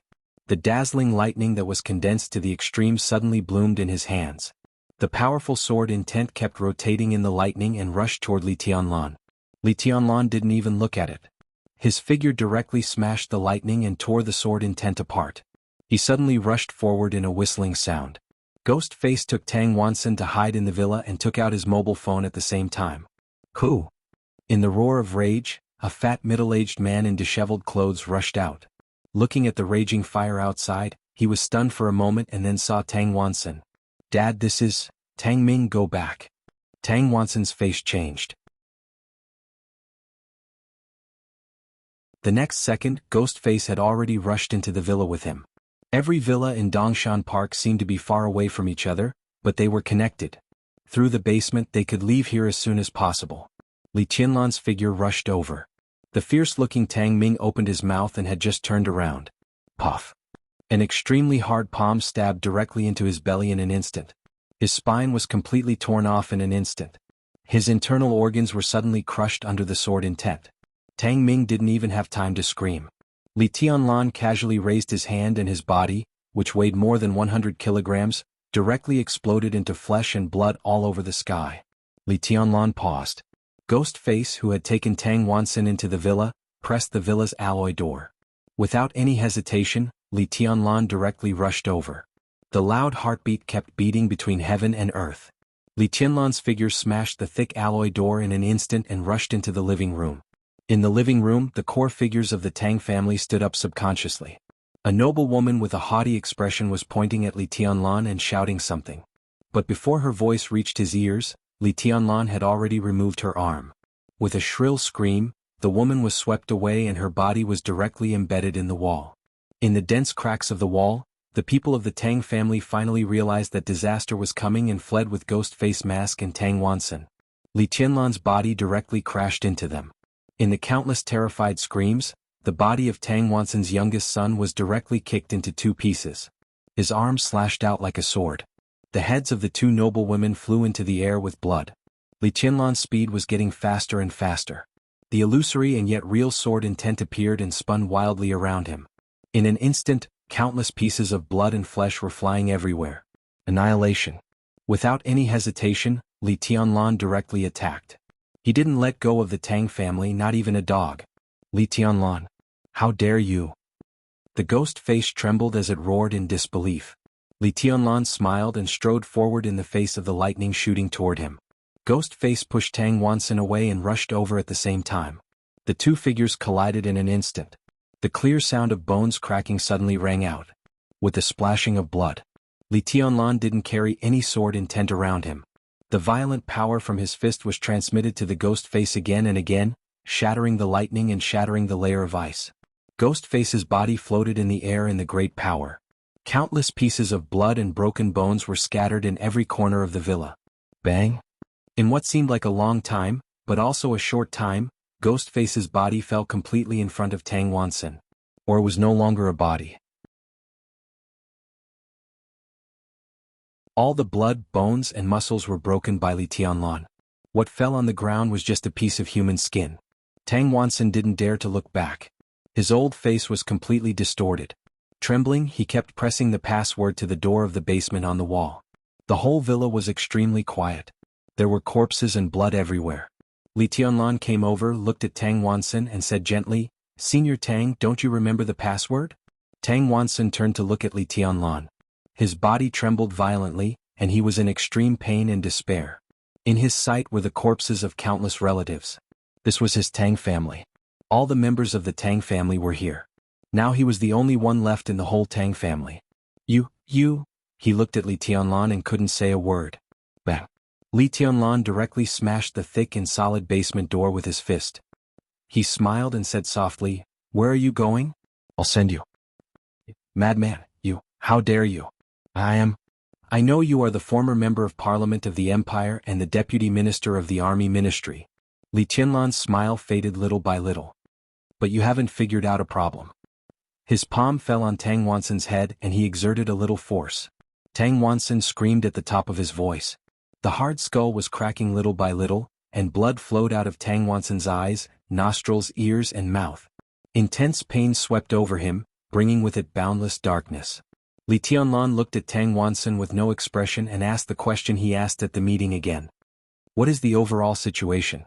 Tang Wansen's voice trailed off and eventually became silent.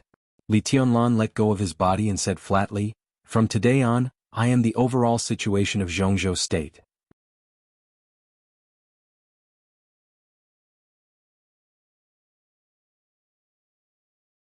Chapter 622. The raging flames continued to burn, and a large amount of smoke and dust rushed into the sky. In Dongshan Park, the luxury villa surrounded by countless flowers and trees completely collapsed.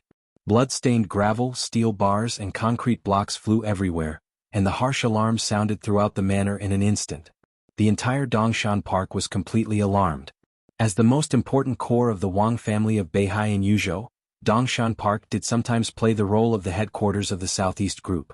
The Wang family of Beihai invited all the retired leaders of the Southeast Group to live here. In addition to the environment, it naturally gave the place sufficient security. Before the completion of Dongshan Park, The Wang family of Beihai had been negotiating with Jianghu state. The negotiations took nearly 2 years. Under the push of the Southeast Group and many old members of parliament, Jianghu state finally agreed that the Wang family of Beihai would be responsible for the security measures of Dongshan Park. It didn't seem to be a big deal, and the Wang family of Beihai didn't go too far. It just recruited more than 5,000 security guards through its own security company to be stationed in Dongshan Park all year round. But everyone knew where the so-called 5,000 security guards came from. They were the real elites of the Beihai Corps. Today these security guards had served in Dongshan Park for nearly 20 years. They could even be said to be the seniors of all the members of the Beihai Corps. As soon as the alarm sounded in Dongshan Park, the 5,000 elite soldiers began to arm themselves without hesitation. In different directions, in different locations, amidst the ear-piercing alarm, the 5,000 elite soldiers gathered in different corners and rushed towards the Tang family's villa at full speed. The footsteps that shook half of the park rumbled like a ferocious tiger. The roar of the collapse shook in the smoke and dust all over the sky. The Tang family of Yuzhou had completely become a thing of the past. The huge heartbeat was still beating in the ruins as if it was shaking the whole space. Countless elites were gathering. In the fire and ruins, Li Tianlan walked out with no expression on his face. The flowers and trees around the villa gave off a burnt smell in the flames. The pool in front of the main gate cracked, and the water flowed on the ground and was completely evaporated by the flames. The flames twisted the air and everything in sight was a little blurred. The large ruins looked extremely decayed. Li Tianlan was silent for a moment and waved his hand. The fierce wind passed by, bringing frost with it. The sudden gust of wind suppressed the flames. The thick black smoke rose for a moment and then fell down. The wind was still howling. Kacha. With Li Tianlan as the center, the world within a radius of at least 100 meters around him was violently twisted and raged with the fierce wind. In the chaotic sound, withered flowers, plants, and wilted trees were completely blown up by the wind in the blink of an eye. The sword intent was extremely illusory and fierce in the wind. Huge trunks and flowers flew high into the sky and were completely smashed by the invisible sword intent. Wood chips flew everywhere and all traces completely dissipated in the air. Li Tianlan's surroundings suddenly became flat. The ruins were gone. The trees were gone. The flowers and grass were gone. It was completely empty. It was as if the once illustrious Tang clan had never existed in the first place. There was no trace of them. Li Tianlan looked up at the sky. There was a faint buzzing sound in the sky. The invisible drone flew over the flat land at a controlled speed, and the camera recorded everything Li Tianlan did. Li Tianlan quietly looked at the drone in the air. After a moment of silence, he finally did nothing. His gaze passed through this piece of flat land and looked at the villas not far away. Suddenly he laughed. At this moment, countless pairs of eyes in Dongshan Park were quietly watching Li Tianlan. As his eyes swept over, countless pairs of eyes looked away. In the villa closest to the Tang clan, an old man with gray hair rubbed the 2 chess pieces in his hands. He stood in front of the window like a statue and his body was extremely stiff. Beside the old man stood the eldest son who came from Jianghu for the meeting in Yuzhou. At this time, they looked at each other and saw fear in each other's eyes as they looked at Li Tianlan standing in the sun. Old Tang has been very active these days. Deep, this chapter is not over. Please turn the page. In the dull atmosphere, the middle-aged man who looked very young glanced at his father and said in a low voice, "Isn't that right?" The old man sighed and touched his white hair. There is no successor in the Tang clan. After Qin Shingwan was killed by Li Tianlan, old Tang was a little desperate. The Tang family must have gotten Wang Qinglei's promise. That's why they're doing this. He put all his hopes on the meeting. Today he thought it was a great achievement. Everyone in the Tang clan, young and old, came here to celebrate for old Tang. You see, one person, one sword, one fire directly wiped out the entire Tang clan. The old man looked at Li Tianlan who was standing not far away. Feeling the other party's eyes sweeping over, he subconsciously avoided it and sighed. He is a very good normal person. Why did he compete with a madman? Isn't he courting death? The middle-aged man, who was already a border governor of Jianghu state, lowered his head beside the old man and said nothing. Countless footsteps rushed up and down in Dongshan Park like a raging tide, rushing over at a very fast speed. The old man's face changed. The middle-aged man's face also changed. Call Dongxing. He must come out on this matter. Hurry up. The old man said quickly and continued, In addition, call Wang Qinglei and ask him to come here immediately. Tang Wansen stood up for him. Now that something has happened, no one can hide. The middle-aged man frowned and said with a wry smile, Dad, why do we need to call for such a big thing? I'm afraid we know what we should know now. He looked at Li Tianlan, who was still standing there and looking at the drone. The sun shone on him, elongating his shadow. He stood there quietly, calm, indifferent, fearless, and full of fighting spirit. What an idiot. The middle-aged man's mouth twitched. I really don't know how to end this matter. The old man glanced at him. This is not a problem for you to worry about. He pointed at Li Tianlan. I guess he is the only one who hasn't figured out how to end it. What are you worried about? The middle-aged man took a deep look at his father and suddenly asked, Then what are you worried about? Anyway, I'm not worried about Li Tianlan. The old man shook his head. Listening to the roar of approaching footsteps, the corners of his mouth kept twitching. These idiots. Now this guy is crazy enough to kill Tang Wansen, but he doesn't dare to kill these 5,000 people? Stupid, ask them to stop. The middle-aged man didn't move. No one moved in the entire Winter Mountain Park except for these 5,000 people. In the silence, only the crazy rushing footsteps became clearer and clearer. These 5,000 people had been wearing the hat of security guards for nearly 20 years. But they were soldiers. From Beihai to Yuzhou, this park was the territory they swore to defend. It was their belief. They could not stop no matter what they faced. The middle-aged man glanced at Li Tianlan. He was still standing there, calm and collected, unhurried. That calmness exuded from his every move, with ferocious bloodthirst and hysterical madness. Everyone was like that. As long as he was mentally prepared to face the consequences, he could do anything. The first batch of elites of the Beihai Corps rushed out of the woods and onto the flat ground. They were densely packed. In the thunderous footsteps, a ferocious and furious roar suddenly rang out, Kill! There was no hesitation, no wait and see. They were soldiers, not negotiation experts. In the face of the assailant, that was all they could do. Kill. More and more figures rushed toward Li Tianlan. Slowly, Li Tianlan turned around. He raised his eyebrows. The elites of the Beihai Corps rushed up without hesitation, leaving no room for negotiation. Strong, unyielding, and indomitable. Li Tianlan stretched out his hand. In everyone's sight, his palm touched his back.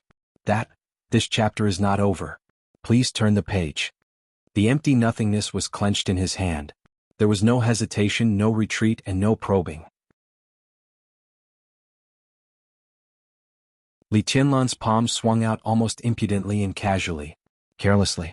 However, the bright and beautiful sunlight in the sky suddenly darkened for a moment. Day and night alternated. A dark and majestic giant sword appeared in Li Tianlan's hand. The sun, the moon, and the stars were rotating. Mountains, rivers, lakes, and seas were roaring. Shattering style. A sword light as long as 100 meters appeared in front of everyone at the moment when the day and night alternated. This sword light was so abrupt, like an illusion, but the crisis of death was so clear. Puff. There was a dull sound as if heaven and earth were completely cut apart. Countless blood instantly dyed a large area of the flat ground and woods red. The sword light that was condensed to the extreme was so crazy and resolute. It cut the crowd of the Wang family of Beihai into pieces without any mercy. Countless blood and broken bodies shot out wildly. Countless roars and roars suddenly quieted down. Li Tianlan laughed. His voice echoed in this world, cold and gentle. Go on. There was dead silence in Winter Mountain Park. Li Tianlan. Even the elites of the Beihai Corps stagnated in the scene like Azura's purgatory. They were not afraid of blood. But who could have thought that there would be such a day when there was no war in Jianghu state? At the front of the crowd, a burly middle-aged man suddenly roared with great shock and anger. You slaughtered Elder Tang's family and killed people here. What do you think Jianghu state is? What do you think Winter Mountain Park is? Are you going to commit treason? Li Tianlan glanced at him casually. Who are you? Wang Wangyue, commander of the 3rd Reconnaissance Division of the Beihai Corps. The middle-aged man strode out of the crowd. I'm also the highest officer here. Am I qualified to talk to you? Oh. Li Tianlan said, Today I killed the dog of the Wang family of Beihai. This is a personal grudge between me and Wang Tianzong. Don't talk about the country and treason so easily. You're not young anymore. Why are you so childish? Wang Wangyue's face was purple and red, looking extremely ferocious. Li Tianlan laughed. Even if what I did was a little inappropriate, there are so many big shots in the Wang family of Beihai. Everyone is focused on the overall situation. You won't argue with me, right? You have to take the overall situation into consideration. Wang Wangyue's eyes darkened. The words "take the overall situation into consideration" stabbed his heart like a knife, making it hard for him to breathe. For a moment, his ears were filled with the words, "take the overall situation into consideration." On the other side, Li Tianlan chuckled and raised the sword in his hand again without any hesitation. "You?" Wang Wangyue took a deep breath. "Do you think there is no one in the Wang family of Beihai?" "No." Li Tianlan said blandly, "I don't know if there is anyone in the Wang family of Beihai, but now there is no one in the Li family, my Li family. If there was someone in the Li family. If there was someone in the Li family who could be used, how could he stand here alone?" The sword edge slowly fell. The huge sword light covered the scorching sun, and his voice came at the same time. "My Dibbing Mountain just wants to see who else the Wang family of Beihai has without Wang Tianzong. Let's start from here." The sharp sword light crossed the sky and the earth. Wang Wangyue's figure was directly torn apart by the sword light. Countless elites of the Beihai Corps were also completely torn apart by the sword light. In the silence, Li Tianlan looked in the direction of the Wang family of Beihai. From here to Beihai, it was a long road of thousands of miles. It was his personal expedition. Li Tianlan clenched Shenyuan's sword and whispered, "I'm coming." Crack. In the slight cracking sound, the huge and majestic Shenyuan sword suddenly shattered in the sunlight. It broke into countless pieces. End of this chapter. Bookmark for easier reading.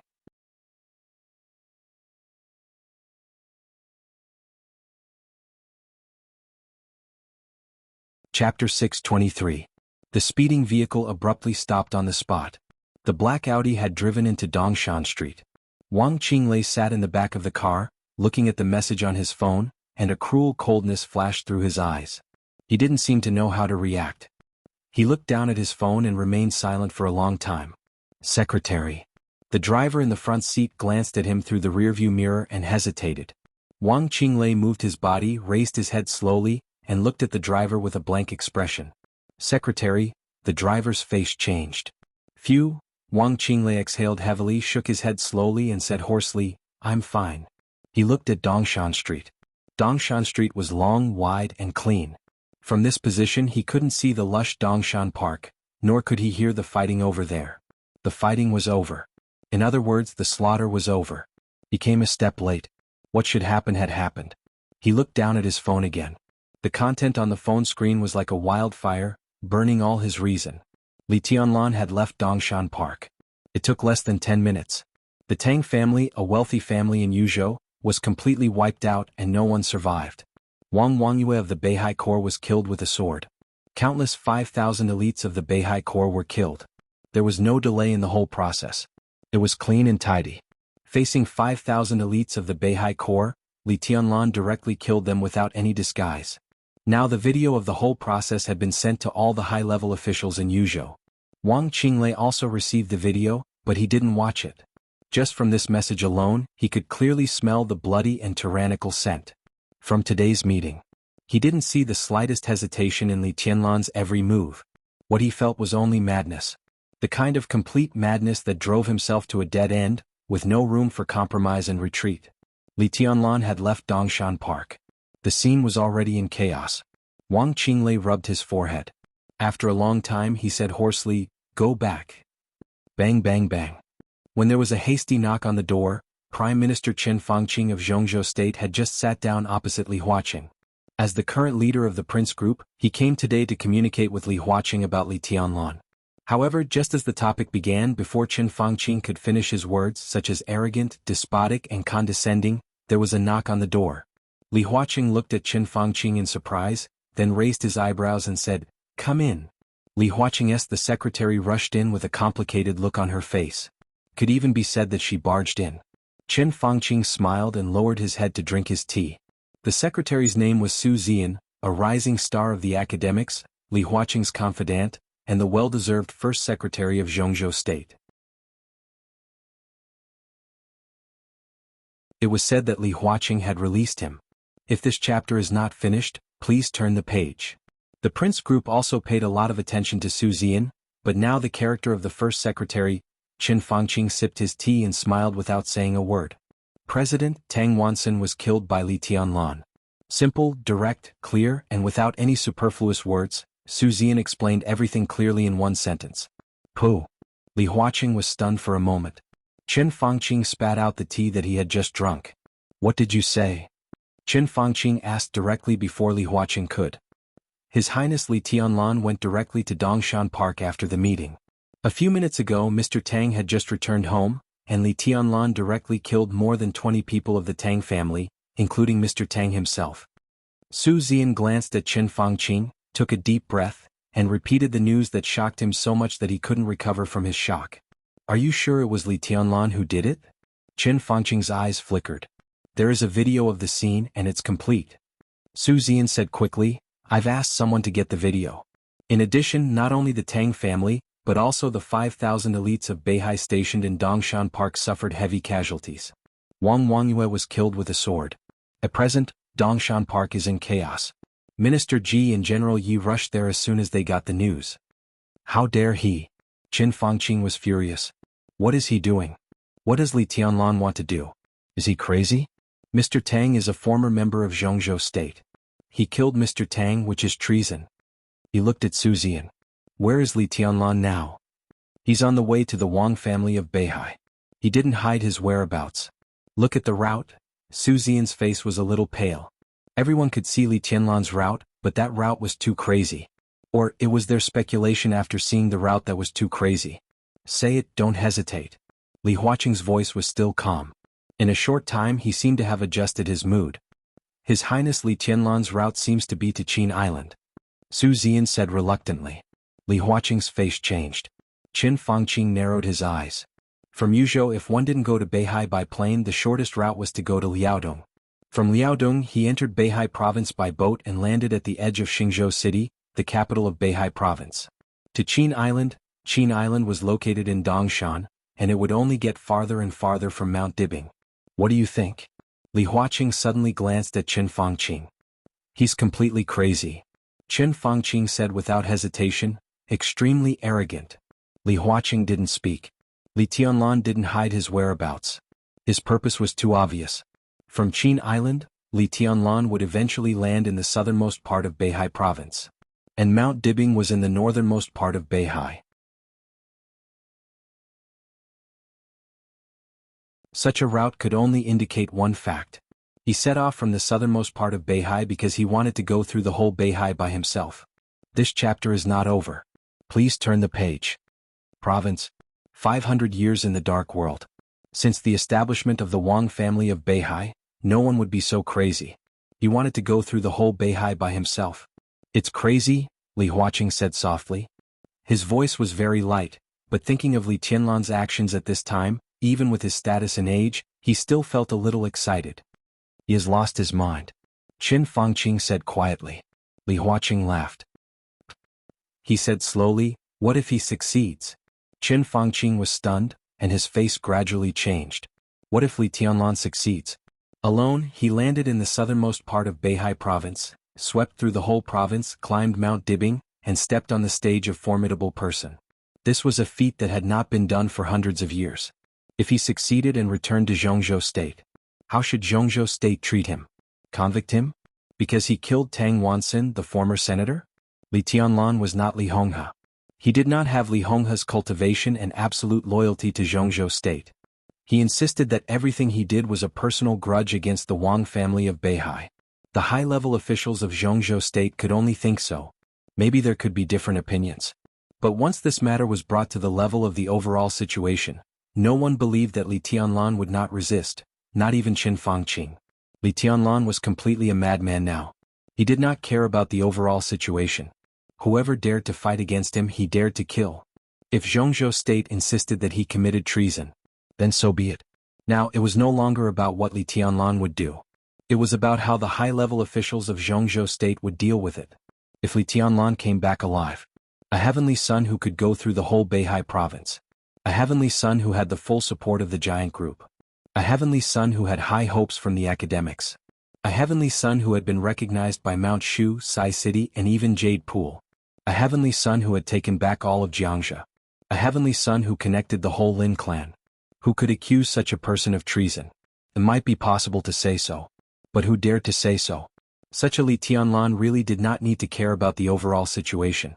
Just like Wang Tianzong in Zhongzhou State before. He was the overall situation in Zhongzhou State. Qin Fangqing's face was a little livid as he imagined that scene. The new era had obviously shrouded them. That was the era of Li Tianlan. It was his own prosperity. He will die on the way. Qin Fangqing said slowly. Li Huaqing smiled and said lightly, "Wait for the result, Prime Minister. Where were we just now? Go on." His tone was gentle and friendly, but in Qin Fangqing's ears, it was with a kind of faint mockery. Qin Fangqing paused slightly, shook his head and said, "Forget it, it's all right." End of this chapter. Bookmark for easy reading.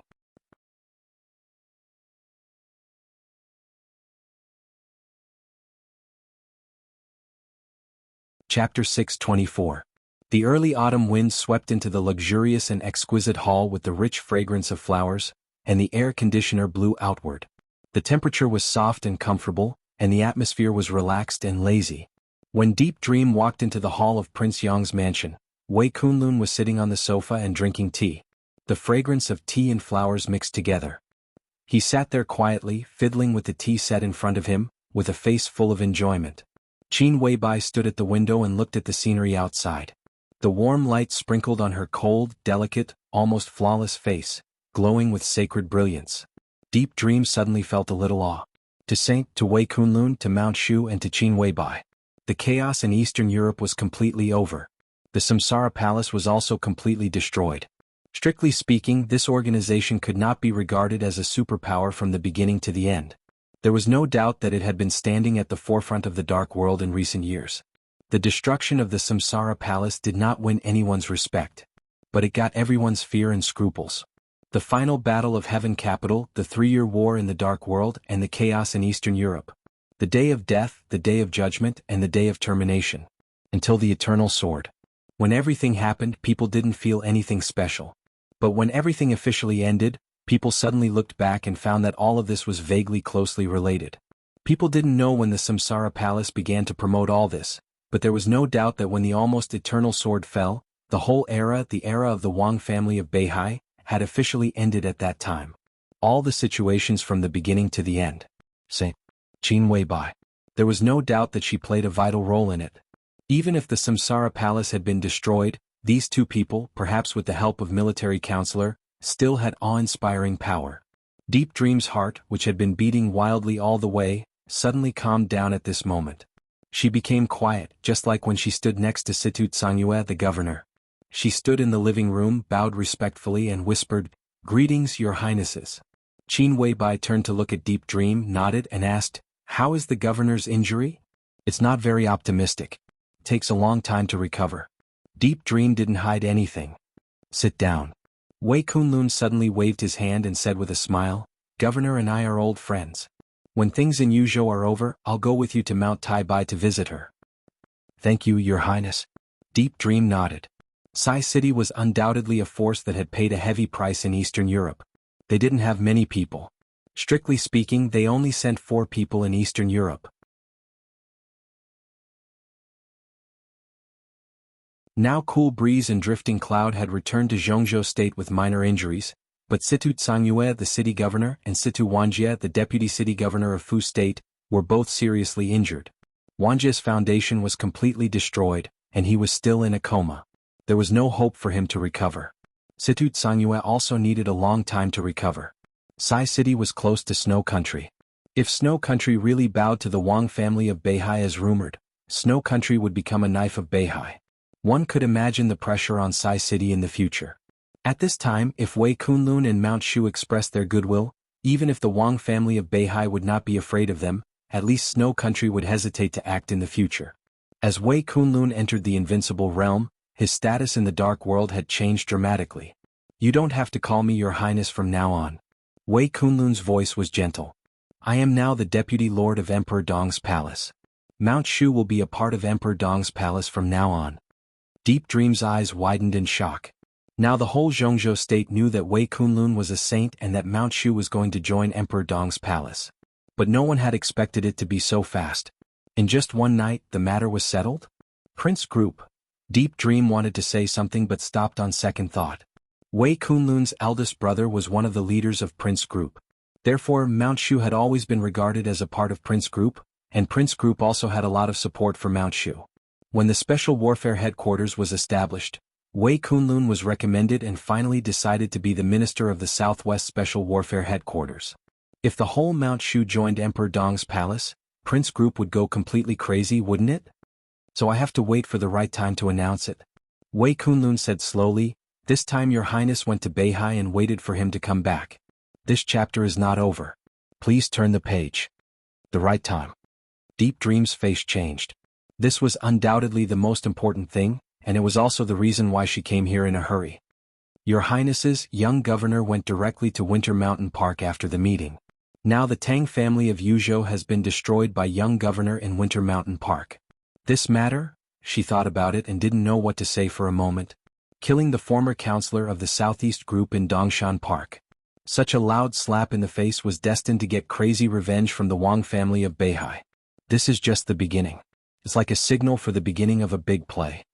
Wei Kunlun said softly, "A few days later, when Your Highness ascends the stage of formidable person, what can the Wang family of Beihai do?" Ascending the stage of formidable person. Hearing this news again, Deep Dream's brain was still a little dizzy. Every time she heard such things she felt crazy. "But young governor only has himself," she said reluctantly. "Will you also?" "I won't go." Wei Kunlun smiled. "I wanted to go but His Highness refused. I wanted to follow him but he refused again." He looked at Qin Weibai's slim and exquisite back, with a trace of alienation in his eyes. He said lightly, "Since this man doesn't care about her, what's the use of me caring about him?" Deep Dream was stunned. "His will is above everything to me." Qin Weibai, who had been silent, turned around and looked at Wei Kunlun. "I really don't have to worry about anything. He is my man. This time he goes to Beihai, he is destined to fight his way through the entire Beihai province and stand in a place where the whole dark world can see him." "Ha!" Wei Kunlun's laughter was mocking. He looked at Qin Weibai with a playful look in his eyes. "Your man?" "Enough," Qin Weibai said abruptly. Her cold eyes became extremely cold in an instant, and there was clear anger in them. "How dare you question my identity? If he isn't my man, whose is he? Tell me, whose is he?" Her voice was very high, but it was not sharp. It was clear and pleasant to listen to, but it carried an irresistible majesty. Deep Dream's palm shook slightly. Wei Kunlun lowered his head and drank his tea, saying nothing. "You don't deserve to question my identity. Not even military counselor." Qin Weibai's voice was cold. "You can disagree, but the palace master has fallen. I can't restrain you. If you have an idea, do it. If you don't want to stay in Emperor Dong's palace, get out of here." Her chest rose and fell slightly. The invisible pressure that had been accumulating for many days finally broke out in Wei Kunlun's words. "I'm staying here not because of you." Wei Kunlun was silent for a long time. "Neither is military counselor." "I know." Qin Weibai said blandly, "Military counselor is doing it for the palace master, and you are doing it for Tianlan. But it doesn't mean anything." "Do you love him?" Wei Kunlun suddenly asked an inexplicable question. Qin Weibai's body stiffened for a moment. He turned around slightly and narrowed his eyes. Everyone could see that this was a sign that her anger was about to explode. Military counselor looked straight into those majestic, beautiful, bright, and deep eyes. "What do you think?" Qin Weibai asked word by word. Wei Kunlun lowered his head and was silent for a long time. "I'm willing to apologize. I'm sorry." After a long time, he slowly said with difficulty, "Boss." Qin Weibai slowly turned around and looked out of the window. Her eyes were far away, falling on the north, on Beihai. She thought of Li Tianlan. After a long journey of thousands of miles, how magnificent would he be when he finally stood on the stage of formidable person? Qin Weibai thought about it quietly. She was lost in her thoughts. "Boss, are you really not worried?" Wei Kunlun whispered.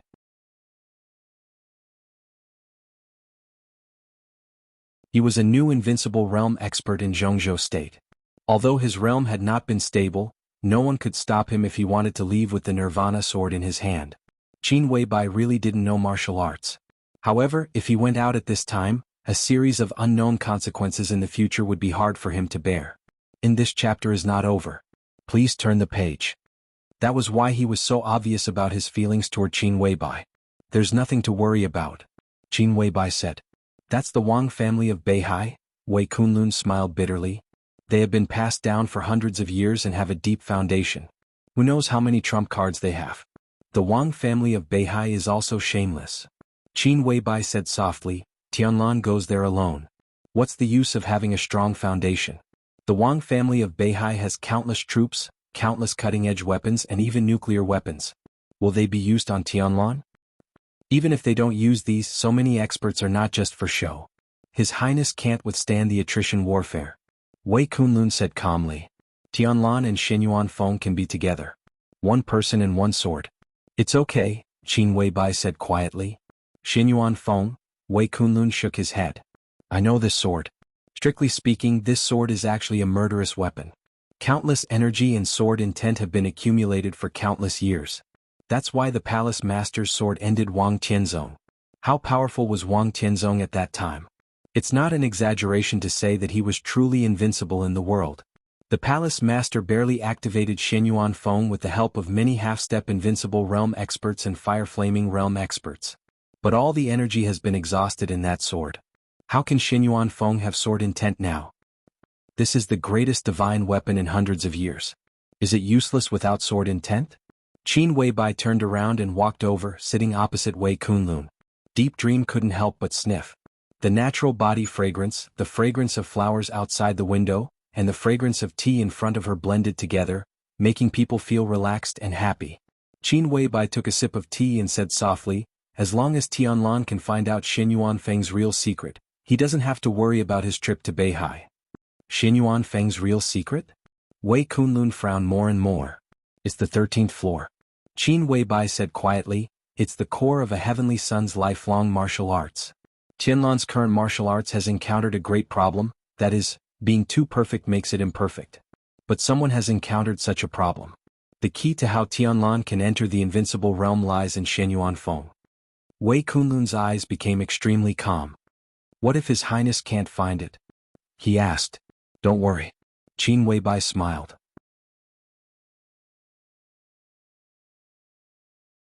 With the temper of that sword, even if Tianlan ignores it, it will show off when it returns to Tianlan. What is the secret? Wei Kunlun asked. Qin Weibai thought for a moment. You got that notebook? She said slowly. Do you remember the few short sentences on the last page? Wei Kunlun froze for a moment. He had drifted in the lake in Lin and for many days before he entered the invincible realm. He remembered every sentence on the notebook clearly. He had read the few short sentences on the last page countless times, but he was still confused about the meaning. The so-called confusion was an understanding, but not a complete understanding. And if that notebook could be said to be the notes of the Heavenly Son, the few short sentences on the last page were obviously not written by the Heavenly Son. It was more like someone added them later, or it was a summary of his short but brilliant life. But there was no mention of Shenyuan Feng in those short sentences. And there was no mention of the 13th floor. What does that mean? Saint asked. That's what it means. Qin Weibai's voice was very light. Saint thought about those short sentences and was a little lost in thought. The silver moonlight moved Beihai. The stunning blue light shone on Jianghu state. The twilight of the horizon calmed the war. The void judgment shook the world. The shadow divine weapon was like the sun and the moon. The Eastern Emperor broke his heart in beauty. The troubled world stopped before Shenyuan. He still didn't quite understand what it meant. Everything in that notebook was like a legend to him. He silently read the 7 lines of short sentences and said softly, "Are these sentences true?" Qin Weibai glanced at him and said softly, "This is the life of that person. Of course it's true." End of this chapter. Bookmark for easy reading.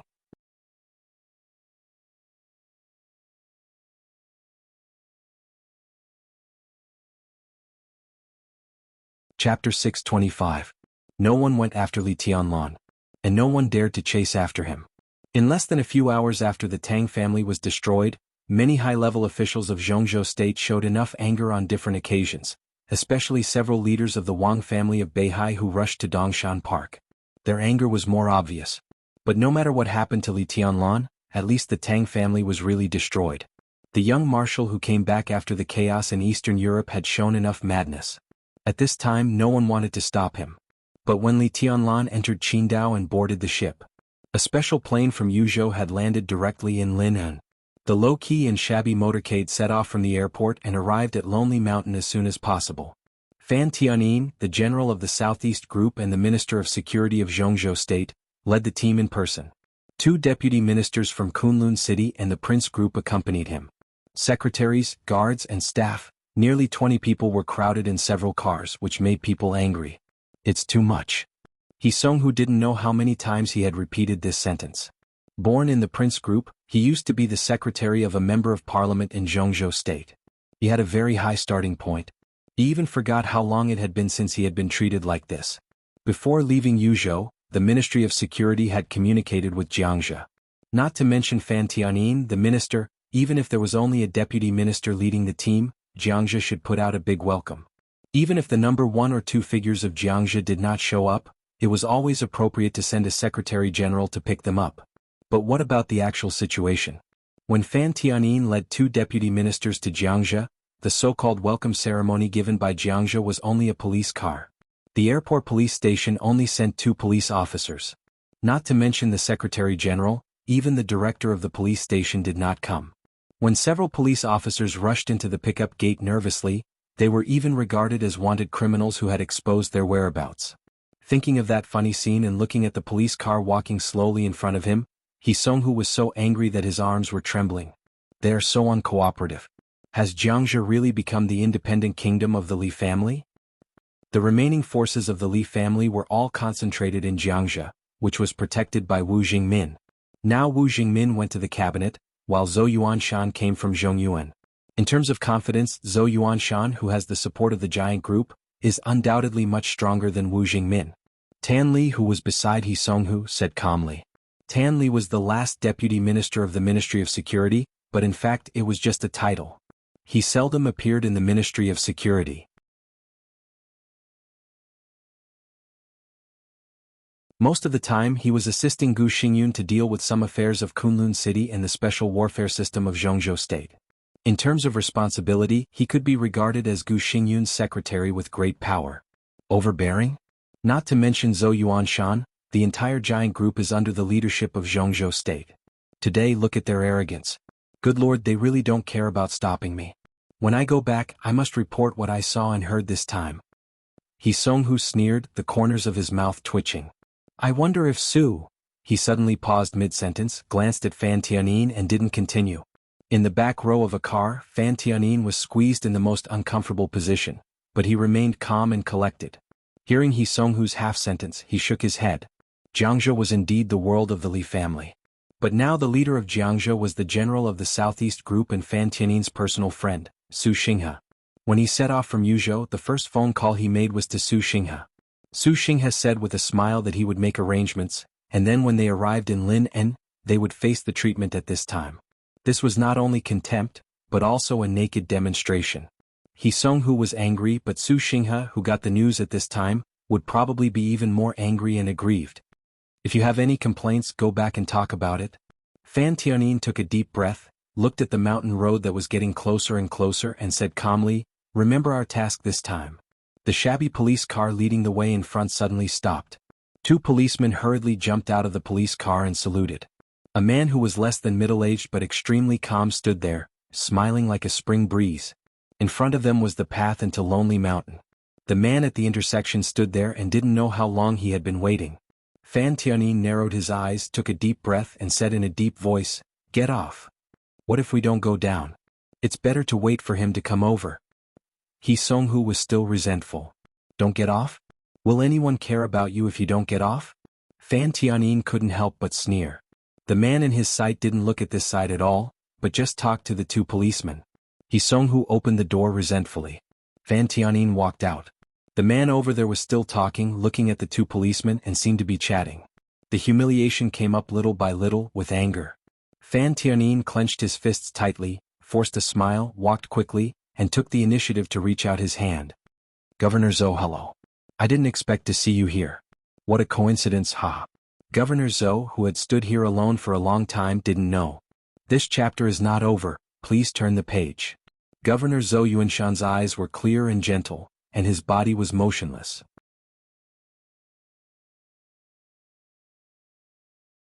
When Fan Tianyin came in front of him, he reached out his hand and shook hands with him. He said with a smile, "Minister, you are wrong. It's not a coincidence at all. I deliberately waited for you here." Fan Tianyin narrowed his eyes, and his smile faded little by little. "I've just met Senior Li." Zhou Yuanshan's voice was very calm, but this calmness had the calmness of a governor, which gave people a lot of pressure. "Senior Li has already known why you are here, and he asked me to tell you a message. If you have anything to say, wait until Tianlan comes back from Beihai." He paused and said, "That's it, Minister Fan, please go back." "That's it?" He Songhu's voice suddenly became sharp. "Governor Zhou, we came all the way from Yuzhou. Can we be sent away so easily? What do you think we are? What do you think the Ministry of Security is?" Fan Tianyin seemed to want to look back at He Songhu, but he held back and just called him an idiot in his heart. Zhou Yuanshan glanced at him and laughed. "Comrade, do you think it's easy to let you go back?" He Songhu opened his mouth but didn't speak and became more and more angry. "This comrade. Listen to this address." Just a few months ago, Zhou Yuanshan was at the same level as He Songhu, and they met a lot in meetings and small meetings. After a few months they became this comrade. "Senior Li didn't perfunctory you. These are his original words," Zhou Yuanshan said calmly. Fan Tianyin smiled bitterly. He didn't think that Li Honghe would easily send them back. Only an idiot would think that it was easy for the dignified governor of Jianghu to stay here and stand guard with such an arm. But how could they go back now that they had come here? "Governor Zhou, what Marshal Tianlan did in Yuzhou is suspected of treason. Shouldn't Senior Li give us an explanation?" Fan Tianyin's tone was low. "Suspected of treason?" Zhou Yuanshan stared into his eyes. "Who said that? Did you say it yourself or did a counselor or director say it?" "It doesn't matter. What matters is, answer my question."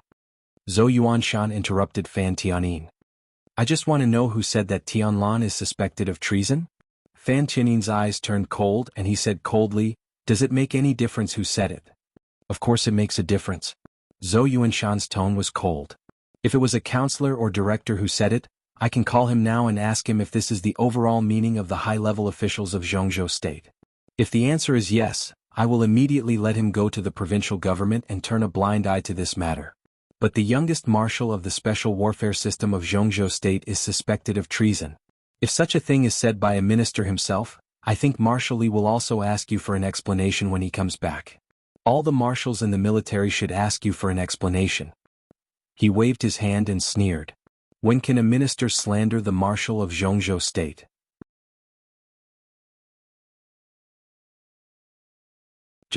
Just a minister. Fan Tianyin had been in the Ministry of Security for so many years, but it was the first time he had heard such a sentence. "You?" He reached out and pointed at Zhou Yuanshan fiercely. Zhou Yuanshan looked at him calmly and said slowly, "Tell me which counselor said that Tianlan is suspected of treason?" Fan Tianyin couldn't answer such a question. Killing the former counselor of Jianghu State and slaughtering the elites of Beihai Corps, any of which could be labeled as treason. But it was Li Tianlan who did it. Before Li Tianlan came back, even the council giants would not easily say that Li Tianlan was a traitor. This was the so-called leeway. Most of the battles would not really be life or death. Even in the worst situation, the two sides would leave room for compromise. If this is really said by a minister, then let's not talk about it, okay? Zhou Yuanshan said slowly, "Minister Fan, please go back. Senior Li also means the same. If you have anything to say, what explanation do you want? When Tianlan comes back, let him give it to you." He nodded. He still didn't look at the two deputy ministers and said flatly, "That's all I have to say. If you want to break in, I can't stop you because I don't know martial arts. But no matter how down and out the Li family is, not everyone can offend it, right?" He turned and walked into the police car, patted a policeman on the shoulder and said slowly, "Drive." The police car was bathed in the light of dusk and drove to the mountain road. Fan Tianyin stood there quietly and kept silent for a long time. "It's outrageous, outrageous. Enough." Fan Tianyin interrupted He Songhu's roar. He glanced at He Songhu and asked, "Do you want to go up?" He Songhu's voice suddenly stopped. Of course he wanted to go up, but, Fan Tianyin asked again, "Do you dare to go up?" He Songhu was a little angry. He snorted coldly and didn't speak. No matter how down and out the Li family was, he was not a deputy minister who dared to break in. Fan Tianyin glanced at the police car quietly going up the mountain and took a deep breath. How arrogant and domineering. This chapter is not over, please turn the page. He slowly turned around and said calmly, since no one wants to go up, then go back. Go back where? Jianghu asked blankly. Go back where? Fan Tianyin seemed to be angry and laughed. Go back to Yuzhou. If deputy minister he has the face to go back, you can go to work in the Ministry of Security building tomorrow. Go back where? You tell me where to go. Find a hotel nearby and stay. Wait for Li Tianlan to come back and continue to investigate. The police car was moving forward. The motorcade was retreating. Until the motorcade disappeared from his sight, Zhou Yuanshan withdrew his gaze from the rearview mirror and said calmly, drive faster. The policeman who drove for the governor for the first time nodded excitedly and went straight up the mountain road.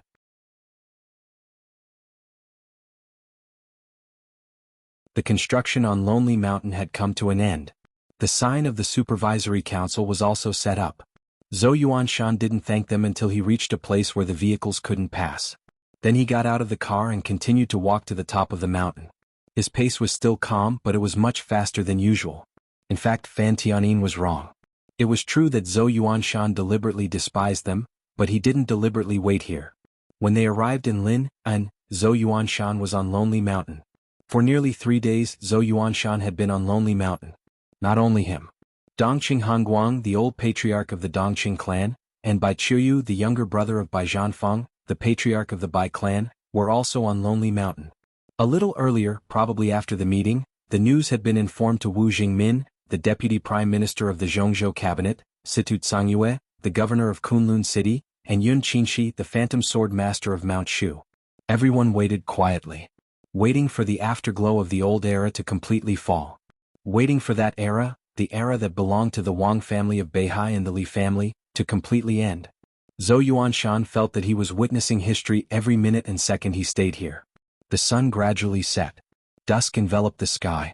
Several small wooden huts on the top of Lonely Mountain still stood there, guarding the Li family cemetery and the souls of heroes. In front of Li Honghe's wooden hut, the few remaining elders of the Li family all stood in front of the wooden hut. Qingye and Qi Huang, who had returned from Eastern Europe, stood in front of the crowd. Everyone had been standing for 2 days and 2 nights, and everyone's eyes were red and swollen. Great sadness, like the night, enveloped the entire Lonely Mountain. Zhou Yuanshan walked in silently. In the simple hut, Dongqing Hongguang and Bai Qiuyu sat by the bed and talked with Li Honghe. Li Honghe leaned against the bed. His face seemed ruddy, but his whole body had become more and more shriveled. His eyes gradually lost all their luster and became abnormally dim. Seeing Zhou Yuanshan come in, his eyes lit up and he asked, "Gone?" His voice was a little vague and a little weak. The god of war who once stood up to the sky and supported the whole Zhongzhou state with glory. The old man who once supported the whole Li family with silence and forbearance. After all, he was old. Zhou Yuanshan felt a little uncomfortable. He nodded and said, Fan Tianyin led the team. Jianghu and Tanli are here. Dongqing Hongguang raised his eyebrows and said nothing. Crown Prince, Southeast, Special Warfare. Li Honghe pointed to the outside with some difficulty. They are all afraid. Yes. Dongqing Hongguang whispered, Tianlan didn't let us down. He's good. He's always the best. Li Honghe whispered with soft eyes. Brother. Dongqing Hongguang held Li Honghe tightly.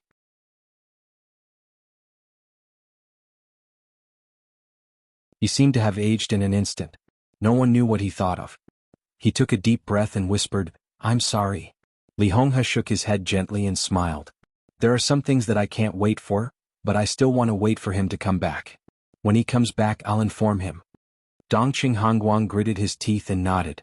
Li Honghe closed his eyes and fell asleep. His breathing gradually became stable. Dongqing Hongguang watched quietly without saying a word.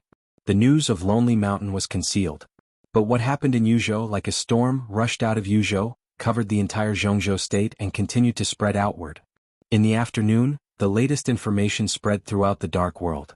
On the morning of September 1st, Yuzhou, Dongshan Park was the starting point.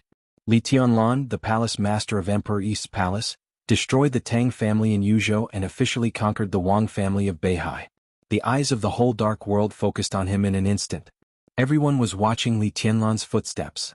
In the evening the news flew all the way to Tianan.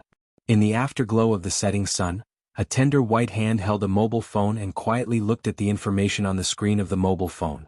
She was as still as a statue. The evening wind blew through her delicate and moving short hair, extremely gentle.